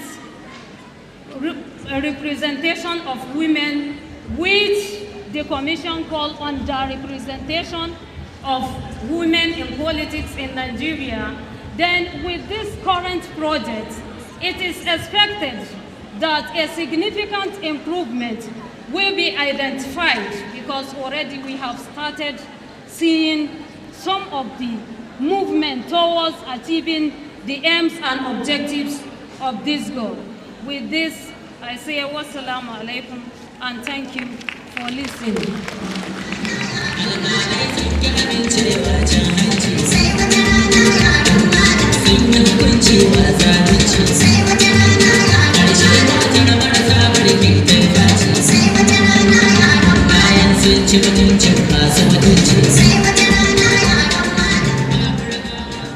Please, another round of applause for Dr. Hafsat with this wonderful paper presentation on enhancing gender space in politics, among which she highlighted the percentage allocated to women. If I'm not mistaken, I heard her saying 5%. But initially, it was 35% affirmative action during the Obasanjo's regime. I wonder how it drastically come down to the 5% affirmative action. Anyway, we have set the pace and we are going to witness a massive change by the special grace of Allah. A gurguje da Hausa paper da Dr. Hafsa ta yi bayani akan ba mata dama su ma su fito su ba da tasu gudunmawa domin ci gaban ƙasa. Mata suna iyawa, sun fito sun yi yawon takara an yi da su, to idan suna iya fitowa su yi yawon neman zaɓe da kamfen, ban ga dalilin da zai sa a ce mata ba za su iya ba. Ta yi bayani akan majalisar dokoki ta ƙasa, idan kuka duba za ku ga cewa akwai ƙarancin representation na mata. To ba ma can ba, idan kuka duba na jihohi ban ga mace a cikin majalisa ba. In the history of Sokoto State ba mu taɓa samun mace 'yan majalisa ta jiha ba, amma a cikin ikon Allah da wannan project, Explode project 774, ina da yaƙinin cewa idan Allah ya kai mu wani lokaci za mu ga wannan representation din. Sannan ina so in yi kira ga mata masu yawo da masu tashi da masu sauka suna zama. Wannan coverage din akwai ana yin shi ne live daga nan har ƙasar turai, NTA suna ɗauka. To bai kamata a ce ana ganin ku kuna cece ku ce kuna labari ba ko kuna tashi kuna kewayawa, don Allah a zauna a natsu. Alu TV International ma tana nan ta kai ko ina a ƙasashen duniya ana ganin ta.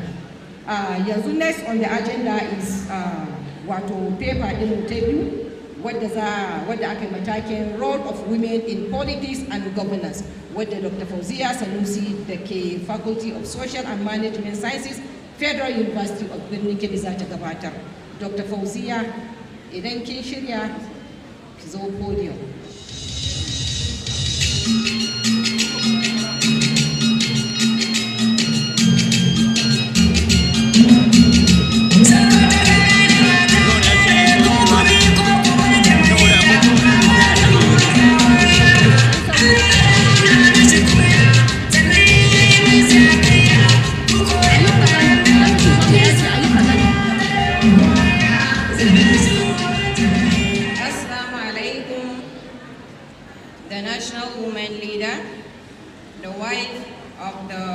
Sokoto State Governor, the First Lady, and other dignitaries here present, the press and other people present. Assalamu alaikum to you all. I am Dr. Fauziya Sanusi, here standing before you to present a paper on the role of women in policies and governance. women in politics have played a crucial role in advancing gender equality. As we all know, women in the world today, they make up half of the world's population, and they also play a critical role in the advancement of the society. Women are the most wonderful creatures from the Almighty.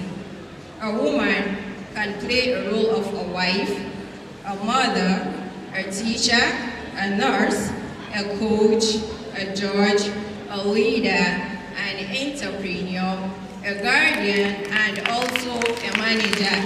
Cheers to we women. Today is our day.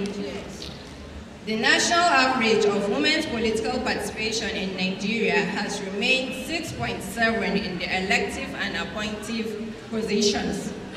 In the African region, we have an average of 23.4%, and in the West African sub-region, an average of 15%. The main aim of this paper is to analyze the current status of women in politics and to showcase the historical milestone they're facing, their roles, the barriers or challenges they face, and also a way forward of overcoming those challenges.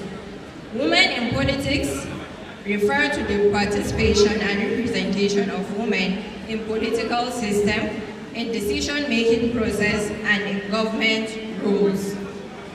Women need to be given a chance to participate in politics because they play a major role. Women play a role of policy influence, whereby they are given the priority to problems like gender equality, healthcare, and education. Women play the role of leadership and innovation. A woman, if elected as a leader, can encourage creativity and problem solving in government. Women have the right to be represented and equality. The presence of women in governing bodies and politics guarantee that their concerns are being considered. There is also a role of global influence, whereby women can influence global policies and international relations. Women also play the roles of role model and mentors. Women in politics serve as mentors or role models, thereby inspiring future generations of women so as to ensure they pursue their careers in the public service or membership. We have some notable women in Nigeria who have made significant contributions in politics. Women like Hajia Aisha Buhari, the wife of the former president of Nigeria. Women like Zainab Ahmed, the former Minister of Finance. Aisha Al-Hassan, also known as Mama Taraba. Ngozi Nkejo-Uwela, the former Minister of Finance also. They played a major significant role and they gave major contributions in the Nigerian politics. Now we are going to look at the challenges women face in politics. The major challenge women face in politics is discrimination and biasness. Women face gender-based discrimination, whereby their credibility and effectiveness are undermined. These include the exit attitudes and stereotypes about women's capabilities as leaders. Secondly, we have the cultural and social norms. Due to culture and the society, the traditional gender roles and cultural expectations discourage women from pursuing political careers. In many societies, politics is still viewed as a male-dominated field, which discourages the women to participate in politics. Next, we have political violence. Mostly in Nigeria, when elections are being taken, there is one or more form of violence or another, which make the female aspirants to be scared of those various political parties and they withstand their political violence, hence leading women participation in politics to be drastically reduced. There is also the issue of low level of education. There is low level of education, most especially in the northwestern region. According to the National Bureau of Statistics and National Adult Literacy Survey, Nigeria's adult literacy rate in English is only 50.6% compared to 63.7% in all other languages, whereby mostly females or women are left behind in the educational sector. There is also the issue of media representation. Women in politics are often subjected to different standards and scrutiny in the media compared to the men. These include focus on their appearance, their personal lives, gender, rather than their policies and competencies. So, the way forward of overcoming these challenges are, there should be legal and policy reforms, whereby there should be anti-discrimination laws which can strengthen and enforce the laws against gender discrimination and harassment in politics.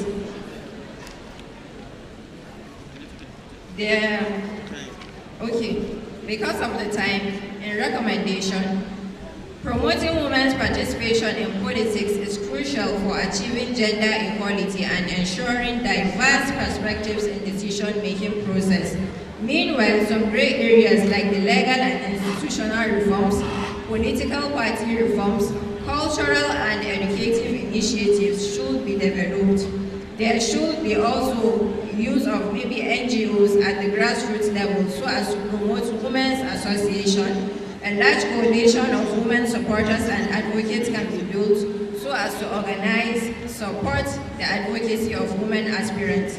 Also, a supportive environment free from all forms of violence and harassment should be established so as to enable women to participate effectively in the decision-making processes and for them to have an equal opportunity to participate and lead in politics. Here, I rest my case up to the 774 Explode project. I pray it lives and lasts longer and longer. We thank you, ma'am, for coming down here to execute this project in Sokoto State. Thank you, the First Lady, thank you, the Deputy Governor, and thank you to all the members of the chair. Assalamu alaikum.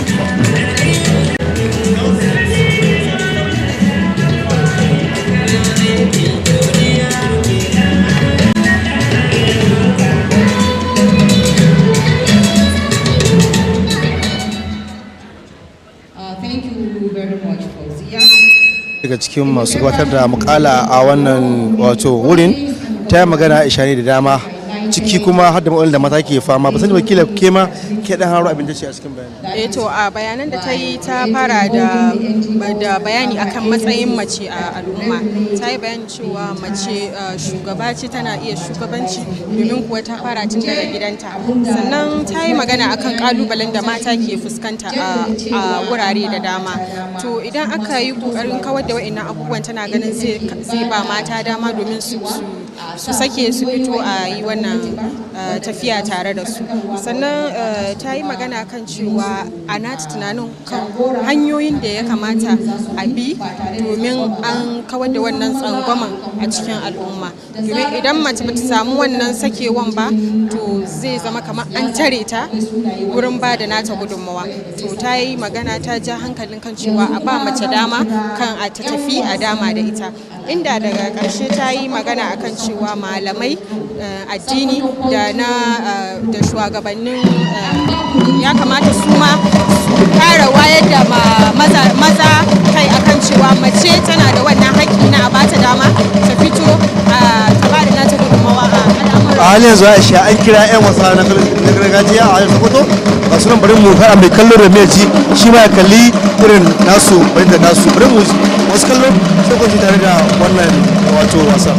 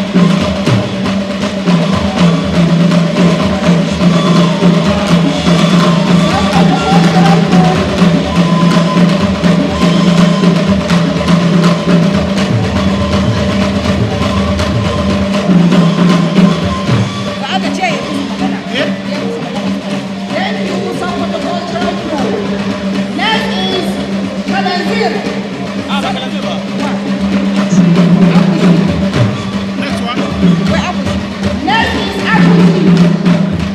The next entertainer is Akushi. Thank you, Sokoto Cultural Group. Akushi.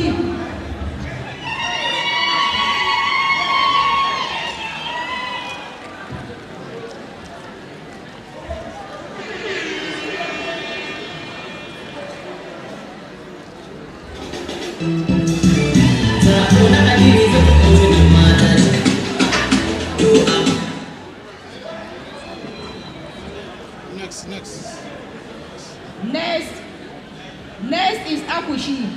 2 minutes. Akushi Cultural Troupe. 2 minutes. Can you please come forward? 2 minutes.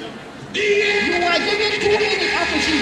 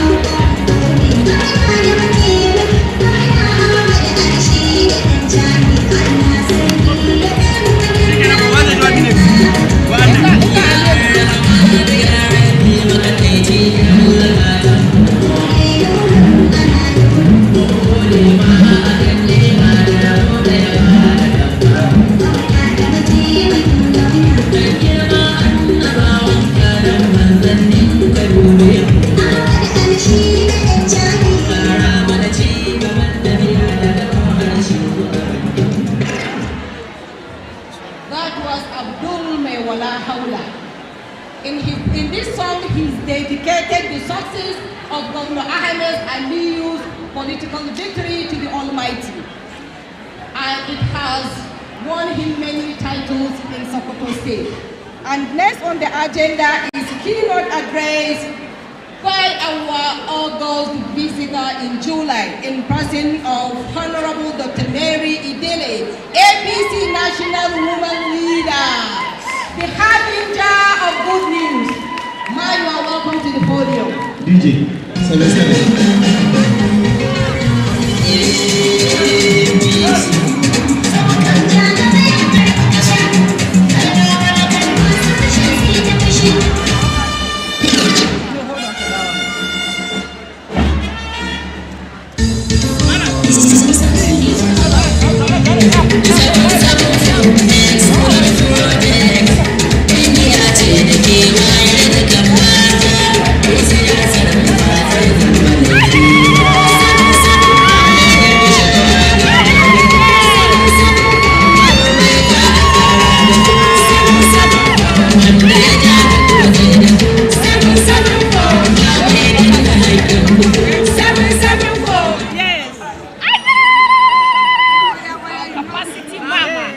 Thank you very much.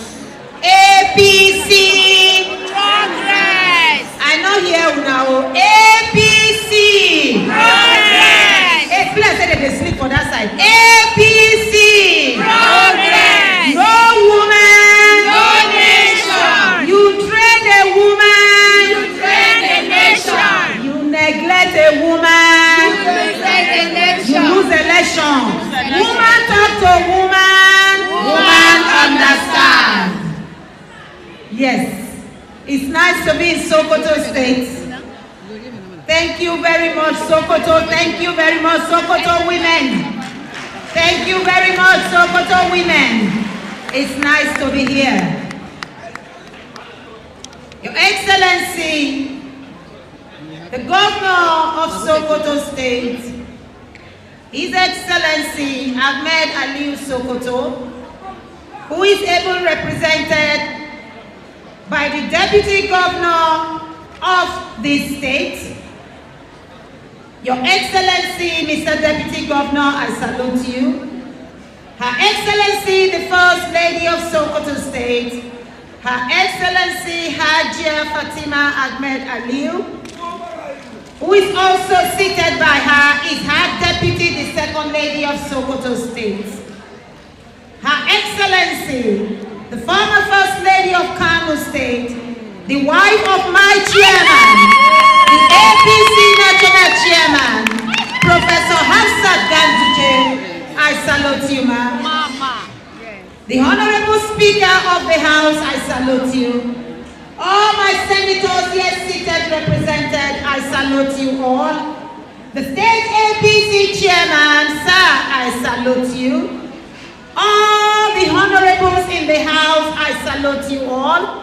All the right honorables, I salute you. Members of the press, I salute you. Ladies and gentlemen, good afternoon to you all. My fellow Nigerians, we stand at a crossroad, a pivotal moment in our nation's history, where the path we choose will define the future we create.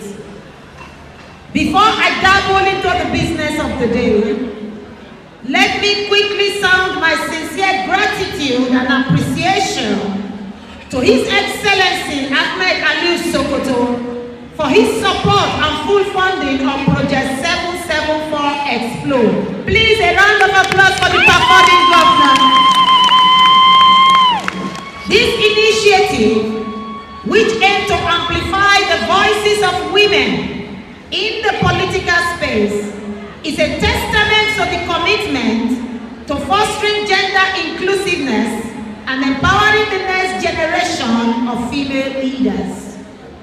The Project 774 Explode has been a remarkable success, providing a platform for women to engage in political process, develop their leadership skills and make their voices heard. Your decision, Your Excellency, sir, to fully fund this initiative in Sokoto is evident in your determination to ensuring that the aspiration and perspective of young women are given the attention and recognition they deserve. Ladies and gentlemen, within 1 year of being the governor, His Excellency Ahmed Aliu Sokoto is on record that the narrative has begun to change in the seat of Caliphate, to mention but a few. The performing governor of Sokoto State has empowered 40 women farmers with solar pumping machine for dry season farming, grains and 500,000 naira cash to enhance agricultural productivity and financial independence. And you are not clapping. You should clap for the governor. Significant efforts were also noted during the Ramadan to support vulnerable women and children. Additionally, ladies and gentlemen, the training of 200 adolescent girls in skill acquisition, equipping them with practical skills for personal growth. This government, ladies and gentlemen, has successfully re-enrolled 1,500 out-of-school children through the participation, the partnership with UNICEF, ensuring they receive necessary education materials. Addressing gender-based violence, specialized training was provided to 23 women coordinators from local government areas to empowering them in effectively tackling community issues. Governor Ahmed Aliu Sokoto legacy extends far beyond this landmark project. He has been a steadfast advocate for enhancing the gender space in Sokoto State by appointing a woman as a commissioner for health in his cabinet. Also worthy of appreciation is our dynamic president, His Excellency Asiwaju Bola Ahmed Tinubu, for giving 19% of his cabinet as women. Under his leadership, ladies and gentlemen, we have seen a remarkable increase in the representation of women in key government positions. This has not only strengthened our democratic institution, but has also served as a powerful inspiration for young girls and women aspiring to break through glass ceiling and assume their rightful place in the public and political sphere. Let me specially commend Her Excellency, the First Lady of this country, Senator Oluremi Tinubu, for the humanitarian disposition of the Renewed Hope Initiative. Through this program, vulnerable group of all over the nation has been given financial empowerment. A lot of young female farmers has benefited. This is a testament to her determination to touch the grassroots level, with remarkable contribution to boost economic power of Nigerian women through her pet program, which is called the Renewed Hope Initiative. Let me, ladies and gentlemen, take a moment to express my sincere gratitude to my capacity chairman, the national chairman of our great party, the APC, His Excellency Dr. Abdullahi Umar Ganduje, for graciously standing in support of women. We salute your courage, sir. You see that today by his wife being present here in Sokoto. Sokoto women, a round of applause for my capacity chairman, the APC chairman of our party. For too long, ladies and gentlemen, the political landscape of our beloved country have been dominated by the voices of men, relegating the perspective and contribution of women to the periphery. But the time has come to rectify this imbalance and unlock the immense potential that lies in the full and equal participation of women women in our democratic process. Women possess the same intellectual capacity. We possess the same leadership skill. We possess unwavering commitment to public service as our male counterparts. Yet we have been systematically denied the opportunity to shape the policies and decisions that impact our lives and the lives of our communities.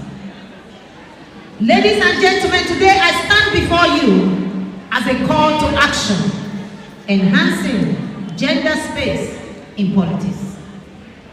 A clarion call to dismantle the barriers that have long prevented women from ascending to a position of political power and influence. We must embrace a bold and comprehensive strategy to enhance the gender space and amplify the voice of women in politics. Like one of our speakers said, when she spoke about enhancing gender space in politics, she spoke about the 68th session of Commission of Status of Women that was held in the United States of America. Ladies and gentlemen, I was present in that Commission of Status conference. Only 5% of women are in the position of power in Nigeria. This is a source by CARE International 2023. In that conference, ladies and gentlemen, my spirit hoist, as I am one of that 5%, my spirit was energized to do this differently, to change the poor representation of women in government. At the core of this strategy lies the need for affirmative action, measures that will create tangible pathway for women to enter the political arena and compete on equal footing. This may include the provision of comprehensive training, mentorship programs to equip aspiring female leaders with the necessary skill and resources. Simultaneously, ladies and gentlemen, we must confront the deep-rooted societal bias and systematic discrimination that have historically hindered women political participation. Through concert public awareness campaign, the enforcement of anti-discrimination law, and the active promotion of gender-inclusive politics, we can challenge the entrenched patriarchal norm and create a more inclusive and welcoming political environment for women. But our efforts cannot stop there. We must also ensure that the voices of women are not only heard, but actively, I repeat, actively incorporated in the policy-making process. My fellow Nigerians, the time of change is now. By empowering women and amplifying their voices in political arena, we will not only advance the cause of gender equality, but also unlock the boundless potentials of our nation. Let us come together, transit the limitation of the past, and forge a new era of inclusive, representative, and transformative leadership for Nigeria. Together we will build a Nigeria where women stand as equal partners in shaping our collective destiny. A Nigeria that truly reflects the aspiration and diversity of its people.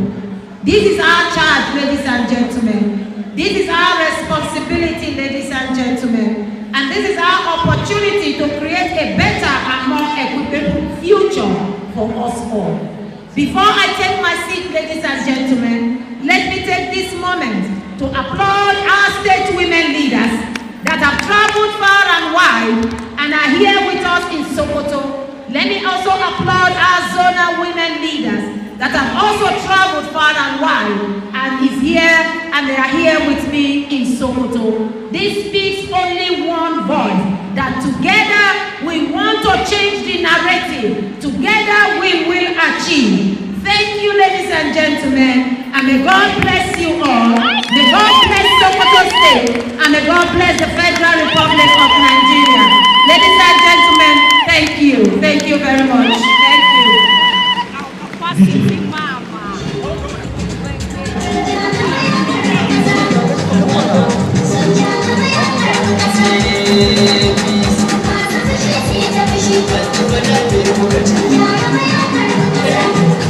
Aisha ke ji bayanin shugaban jam'iyyar APC ta masa ta ƙasa Dr. Mary ta bayanin cewa da farko ta gode ma al'ummar Sokoto musamman mata suka hito domin harkar wannan taro kuma ga na kwarai ta bayyana cewa kuma har gobe za a samu sharuwa da yawa tafe domin tallafawa mata.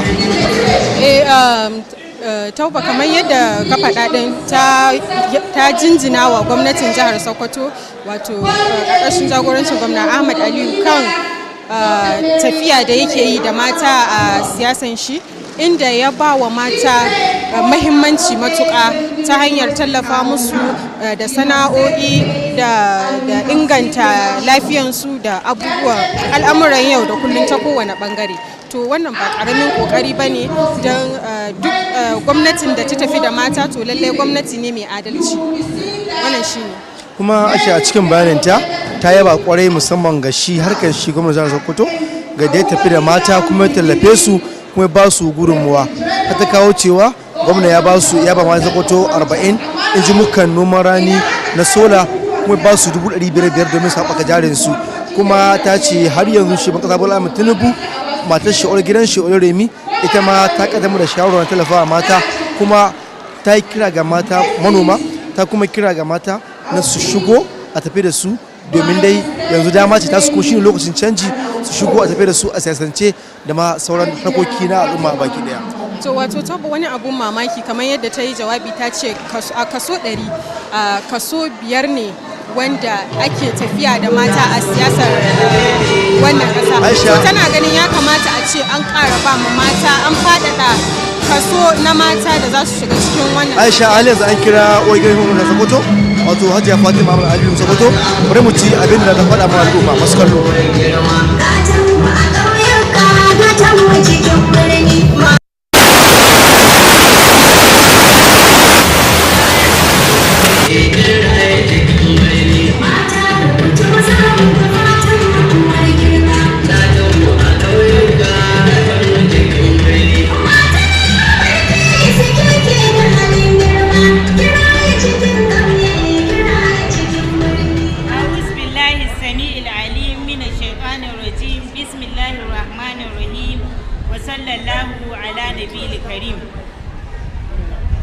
Your Excellency, the Deputy Governor of Sokoto State, Alhaji Idris Muhammad Gobir, the former First Lady of Kano State and the wife of National Chairman of APC, Professor Hafsat Abdullahi Umar Ganduje, Her Excellency, the wife of the Deputy Governor of Sokoto State, Hajia Aisha Idris Muhammad Gobir, APC National Women Leader, Honorable Dr. Mary Adile, members of the State Executive Council here present, the Sokoto APC Chairman, ably represented by his deputy Alhaji Hassan Bello Dangote, Zonal APC Women Leader North East, and former Zonal APC Women Leader Northwest, State APC Women Leaders here present, wives of commissioners and special advisors, women groups, invited guests, esteemed women of Sokoto State, members of the press, ladies and gentlemen, Assalamu alaikum wa rahmatullahi wa barakatuh. It is with great pleasure and joy that we gather here for this remarkable occasion to launch the Project 774 Explode Initiative in Sokoto by the All Progressive Congress National Women Leader. We gather not only to celebrate the launch of this transformative campaign, but also to affirm our commitment to enhancing the gender space in politics and ensuring women's full inclusion in the political processes of our beloved country. The initiative focuses on mobilizing and empowering women across the 774 local government areas of Nigeria, which is both timely and visionary. It recognizes the potential that lies within our women and seeks to harness this potential to build a more inclusive and dynamic political landscape by engaging women actively in political activities and decision-making processes. In Sokoto State, we have always valued the contributions made by women. Their strength, resilience, and unwavering dedication have been the bedrock of our communities. Yet, we know that there is still much work to be done. Women face numerous challenges ranging from social barriers, limited access to opportunities, which hinder their full participation in politics. Today, we are taking a bold step to address these challenges head-on. Distinguished audience, being the First Lady of Sokoto State, I'm committed to supporting this initiative wholeheartedly. I believe that a nation can only develop fully when women and girls are allowed to reach their full potential. I believe that by working together, we can overcome the barriers that have long held us back and create a political landscape which is reflective to our society.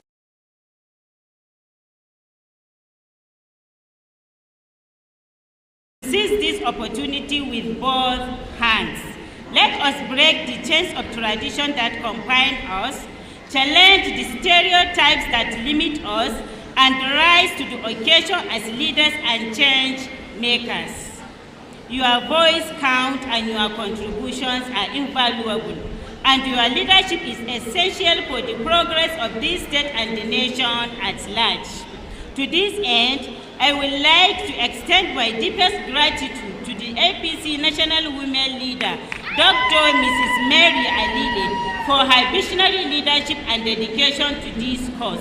I also thank all the distinguished guests, APC female constituencies, and all participants for their presence and support. Together, let us embark on this journey of empowerment, knowing that the future is bright and it is women like us who will light the way. Thank you and God bless.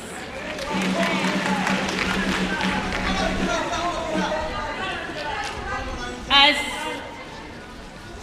we are here, I hereby declare that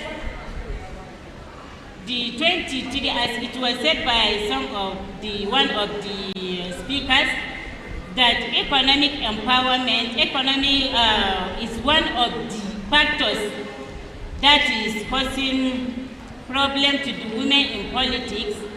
I want to assure you that we will be supporting this our women 100%, inshallah. And to set the ball running today, we are supporting the 23 representatives of the Project 774 Explode of Sokoto State with the sum of 500 naira each as a start. Similarly, we are supporting 1,000 Sokoto State women small traders with the sum of 20,000 naira each. Thank you and wassalamu alaikum.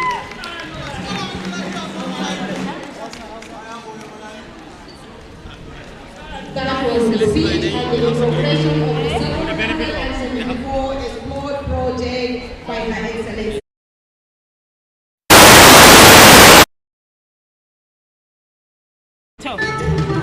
A takaice a ce in ɗan yi bayani da Hausa a takaice bayanin da na yi na cewa wannan shiri da ita women leader ta ƙasa ta kawo muna a nan jihar Sokoto, mu gwamnatin jihar Sokoto mun karɓe shi da hannu biyu, kuma kasancewa rashin shigowar mata cikin siyasa yana kawo wani tarnaki, shine yasa wannan ƙoƙarin nata na ganin cewa duk cikin local government 774 da akwai na Najeriya a ɗauko kowace mace guda a zo a haɗa su a riƙa ba su training su goge akan harkokin siyasa domin su ji daɗin hitowa takara. To wannan shine aka zo aka yi launching din Northwest a nan Sokoto. Muna godiya da wannan karramawa da aka yi mu jihar Sokoto. Kuma kasancewa economy ko kuma rashin abin hannu yana ɗaya daga cikin matsalolin da ke kawo ma mata tarnaki a wurin siyasa. shi yasa muka ce to za mu fara da ba wa'annan mata 23 masu wakiltar jihar Sokoto a cikin wannan program kuɗi naira 500,000 kowace ɗayarsu, kuma farawa ce. Za mu ci gaba da ƙarfafa su da kuma ƙarfafa musu har mu ga cewa da yadda Allah sun tsaye da ƙawawunsu domin su iya taka kowace irin rawa a cikin fannin siyasa wadda kuɗi za su hana su su aikata. Haka kuma ta wani ɓangare matanmu da suka taru nan ƙananan masu sana'o'i daga local government za mu tallafa ma mace 1000 da kuɗi naira 20,000 a matsayin ƙaramin tallafi, ƙari da sauran waɗanda aka yi da kuma waɗanda ke tafi. Na gode, wassalamu alaikum.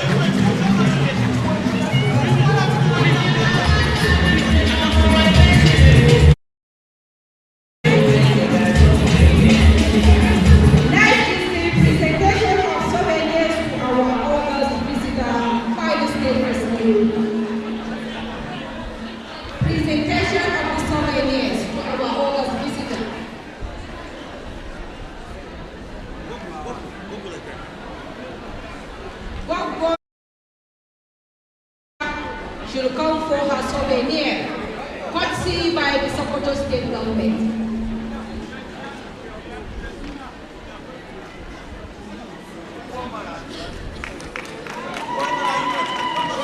Thank you for being here despite your tight schedule.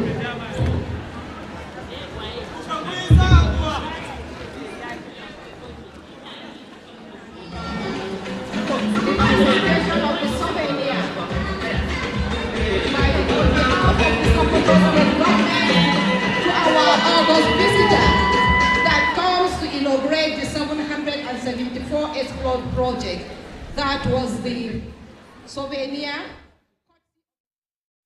Your Excellency, ma'am, I'm presenting this souvenir on behalf of the government and good people of Sokoto State in appreciation of your presence in Sokoto. We really thank you and appreciate your coming. We hope you keep this close to you. Anytime you look at it, it will remind you that you are in Sokoto.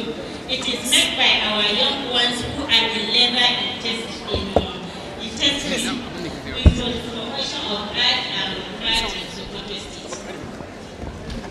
Next is for the national women leader.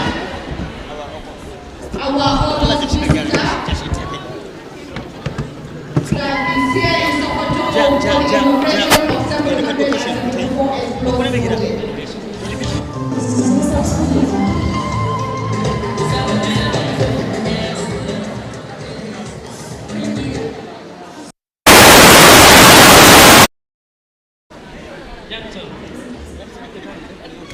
Take this souvenir from the government and people of Sokoto State with love and appreciation of our presence in Sokoto. We really thank you for coming. Keep it close to you so that it will always remind you that you came to Sokoto. Yes, thank you so much.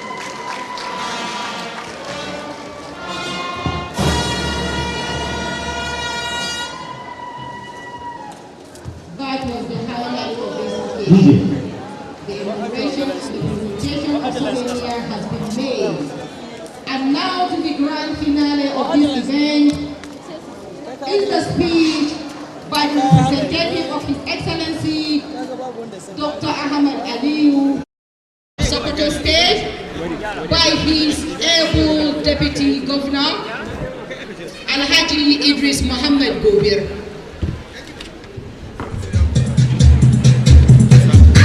Thank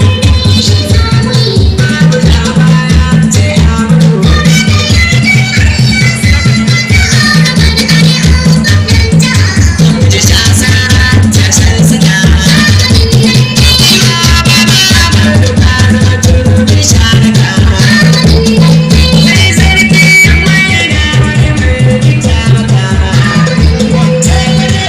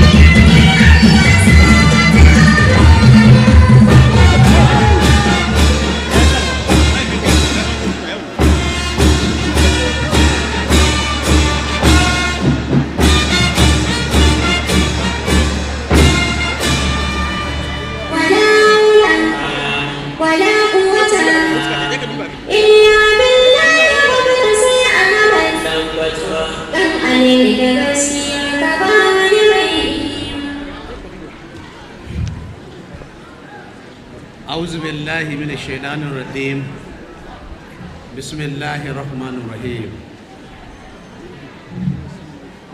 Your Excellency, the First Lady of Sokoto State, Hajia Fatima Ahmad Aliyu Sokoto,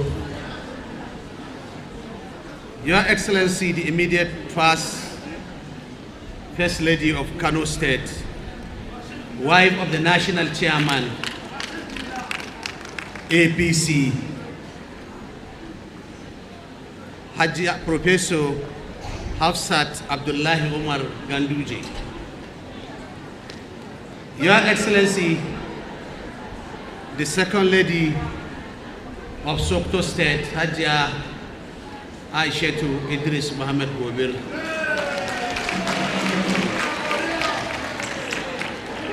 the National Woman Leader, Honorable Dr. Mary Adele Ali Ale,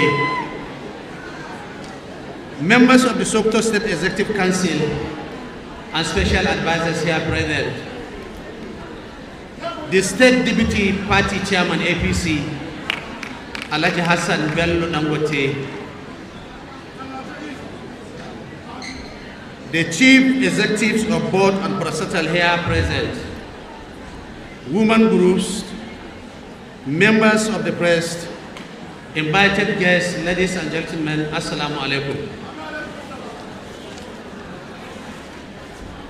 I'm here on behalf of my principal, my leader, the hardworking governor, the performing governor, the humble governor, and trusted, my senior brother, Dr. Ahmed Aliyu Sokoto.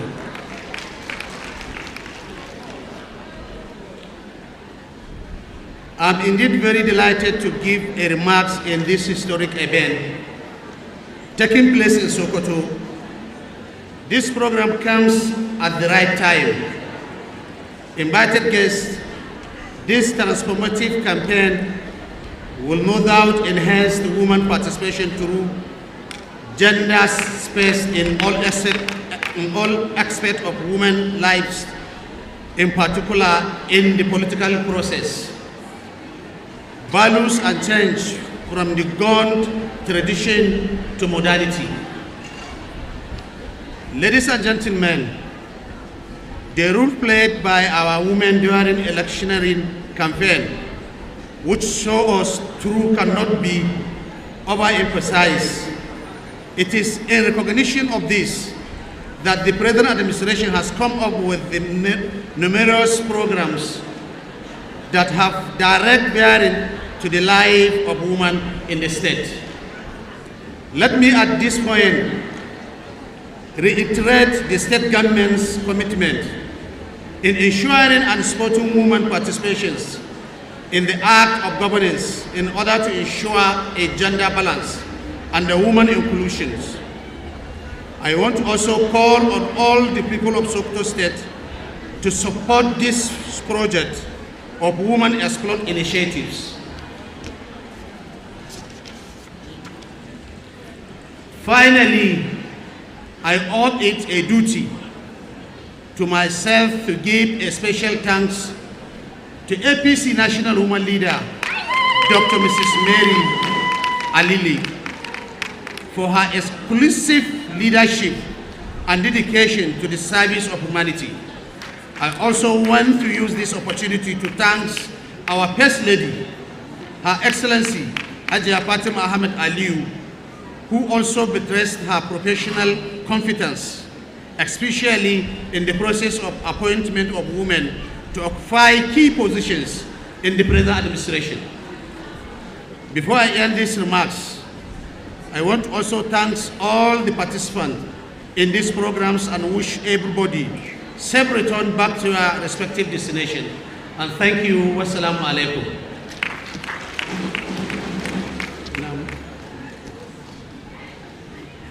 Menu.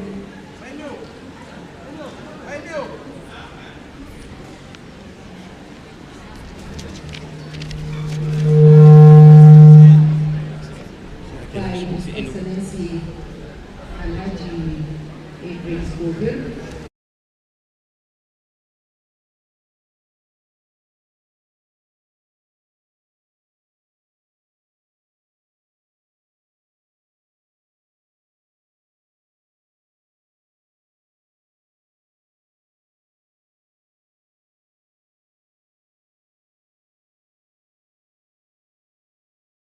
Based on credibility, they have been selected to represent each of their local government. On behalf of His Excellency Dr. Ahmed Ali Sokoto, I would like formally inaugurate this project of 774 Explore in Sokoto State. Those that are the representative of our 33 local government, each of them is representing each local government of the state. I declare the program open. I would like to thank the National Women Leader once again for bringing this integration of Northwest and Sokoto State. Thanks for the recognition and thanks for your concern. Peace salam.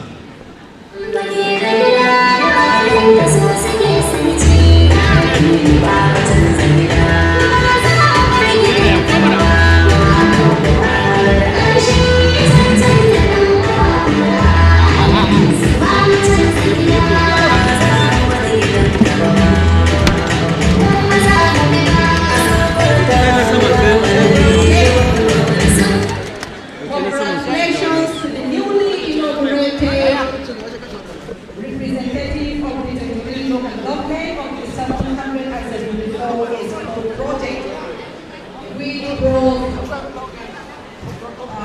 the National Woman Leader of the APC to Sokoto. And with this, we have come to the end of this program.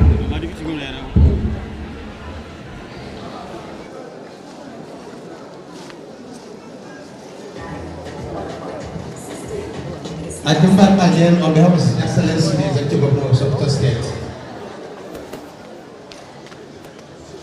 to donate the sporting initiative by the government, which is 500,000 naira each, and here is the package.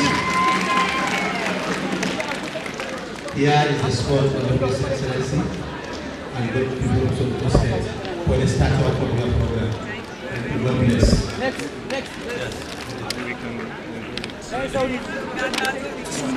To sunana injiniya Muhammad Jabi Shagari, kwamishinan kudi. Na'am.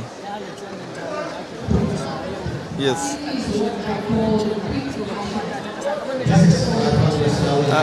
Wannan abin da zamu ce da gaskiya wannan abun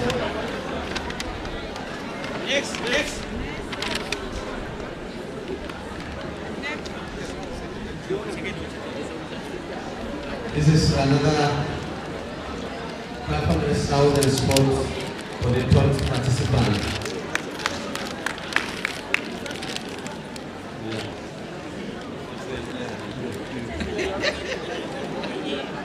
Here is a donation by the President of the so as to enable you to continue with the business. God bless. Thank you.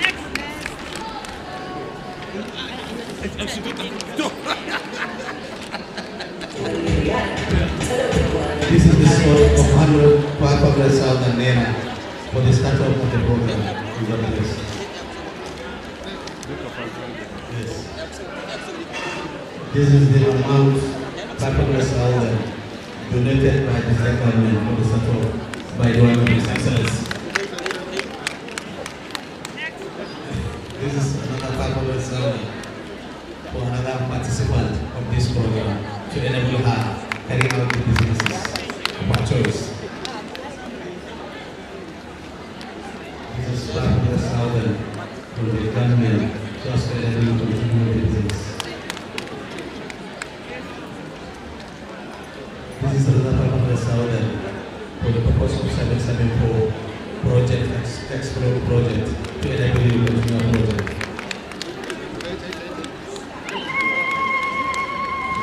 donation of 500,000 for Solitary Expo project of 23 local government areas of the state. This is a donation of 500,000 by the government to support your business. This is 500,000 from the president to assist your business.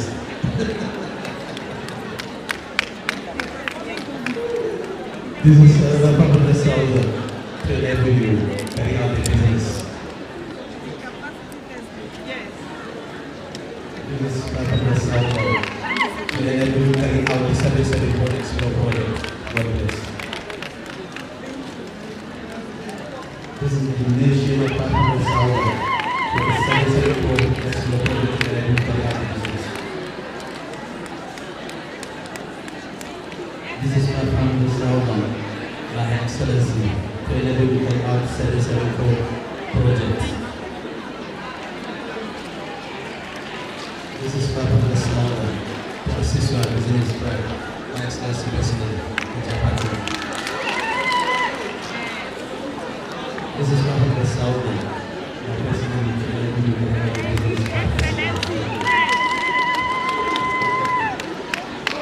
This is 500,000 to assist in carrying out the business for the purpose of 774 business and export project. This is 500,000 by the government to enable carrying out the business. God bless. This is 500,000 of the government. Hawakulu will speak. Both of them is Hawakulu. This is one of the Hawakulu.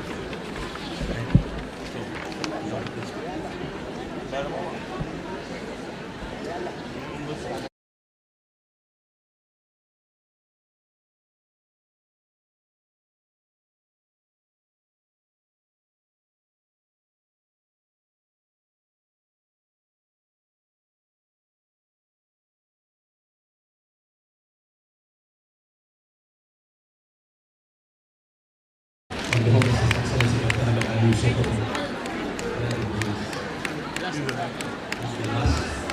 this is 500,000.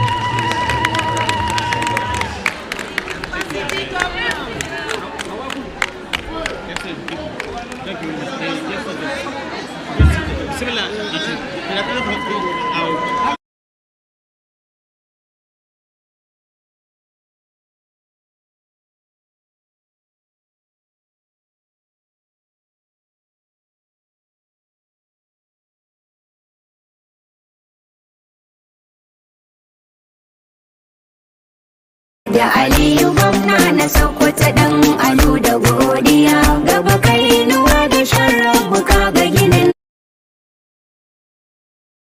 Alhamdulillah, alhamdulillah. We are very grateful.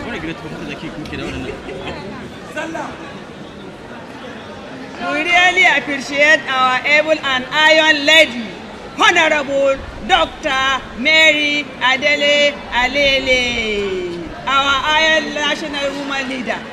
We are very grateful with this gesture that will give us. We thank thanks go to our Honorable First Lady, Hajia Fatima Aliyu Ahmad, with the Deputy Governor's wife, Honorable Commissioners, Super SS, and all members of this committee. Our zonals, we appreciate this gesture and we remain loyal to you, Honorable. Inshallah, we will not fail you. We are grateful. You have tried. You have tried. Ahmad Aliyu gwamna na Sokoto dan Alu da godiya gaba kai nuwa da sharrabu kaga ginin da baya turuwa ubangiji ka karan daɗin himma haɗi da kokari sannan ka yaya duk damuwa a gare ni baki ya zamfari Allah kula da bayana rayuwarsu ta zama ta gari su zamo sanyin idaniyar al'umma kuma masu godiya Allah dubin salati abun muku tara Habibu garkuwa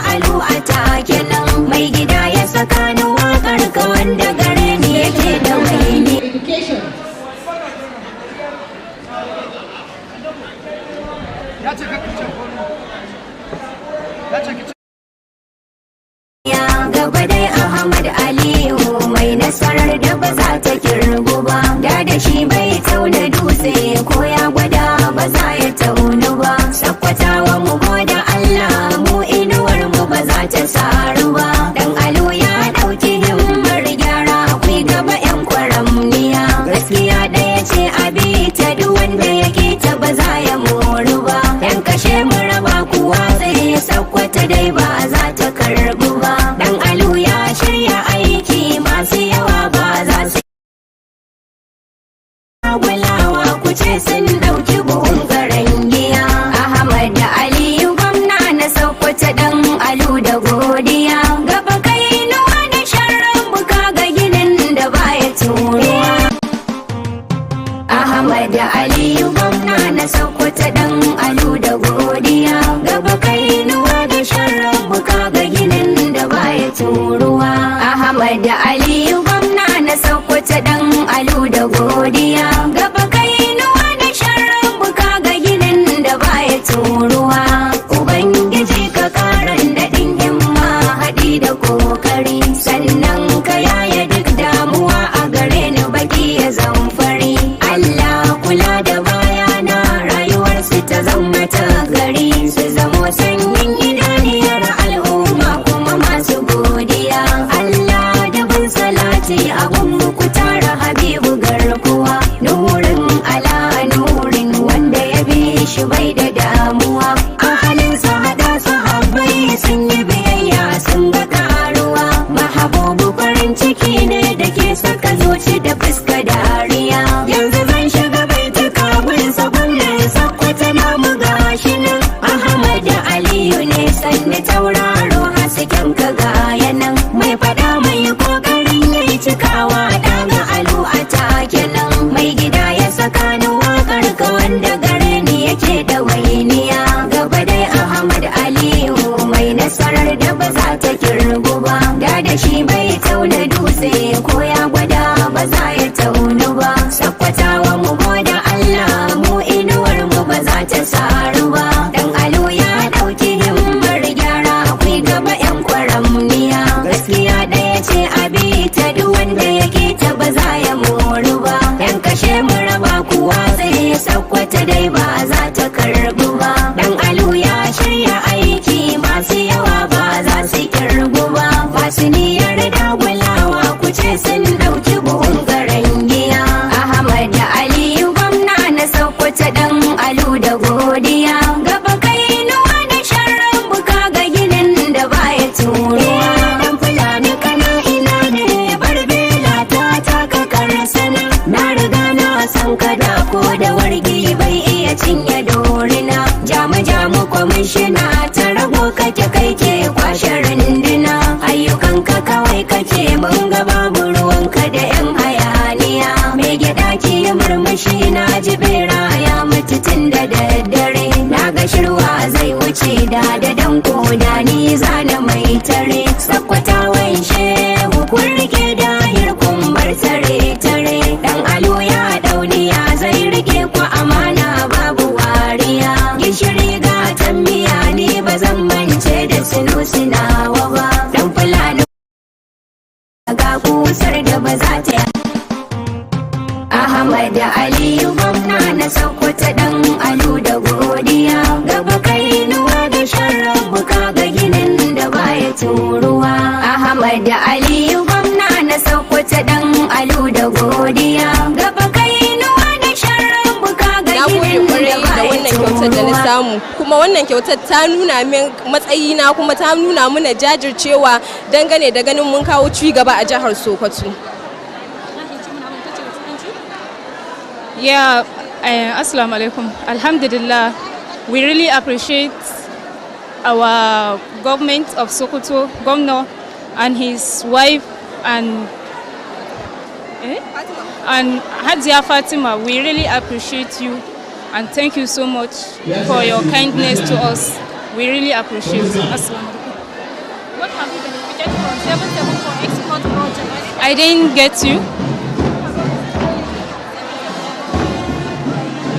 The program gives you a better opportunity to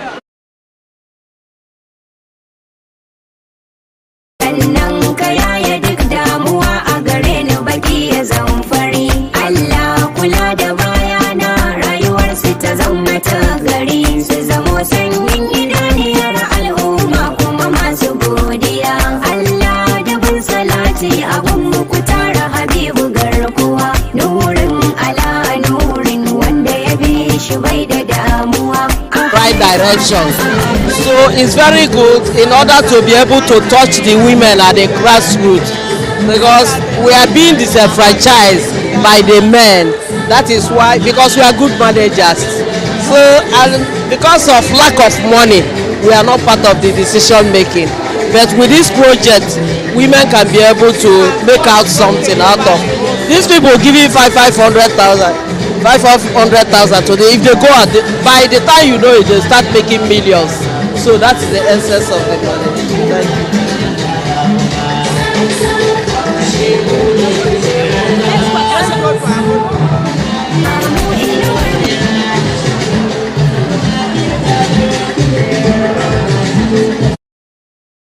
Na Sokoto dan alu da godiya gaba kai nuwa da sharrabu kaga ginin da baya turuwa. Ahmad Aliyu gwamna na Sokoto dan alu da godiya gaba kai nuwa da sharrabu kaga. Mun ji daɗi an kawo mana wannan a Sokoto. Mun gode ma National Women Leader, Allah ya saka mata da alheri. Kuma Allah ya ja zamanin uwar gidanmu Hajiya Fati Ahmed Aliyu Sokoto. Mun gode. What do you say about the welcome development? It's a welcome development, and we thank God that this kind of project is starting from Sokoto for the Northwest Zone. So we appreciate the woman leader for bringing us this project, and may God bless her and strengthen her to do more of it. Thank you very much.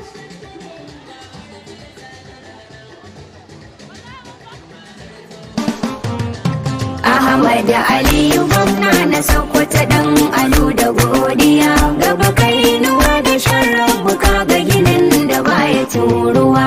Ahmad Aliyu gwamna na Sokoto dan alu da godiya gaba kai nuwa da sharrabu kaga ginin da baya turuwa. Ubangiji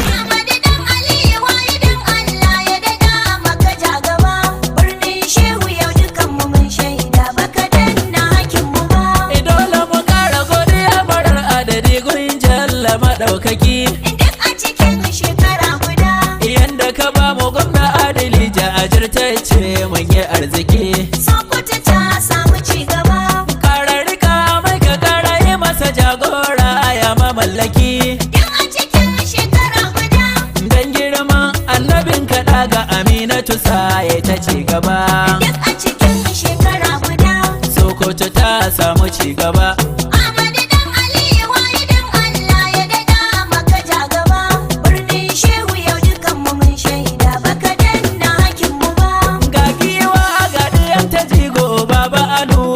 Ba da kai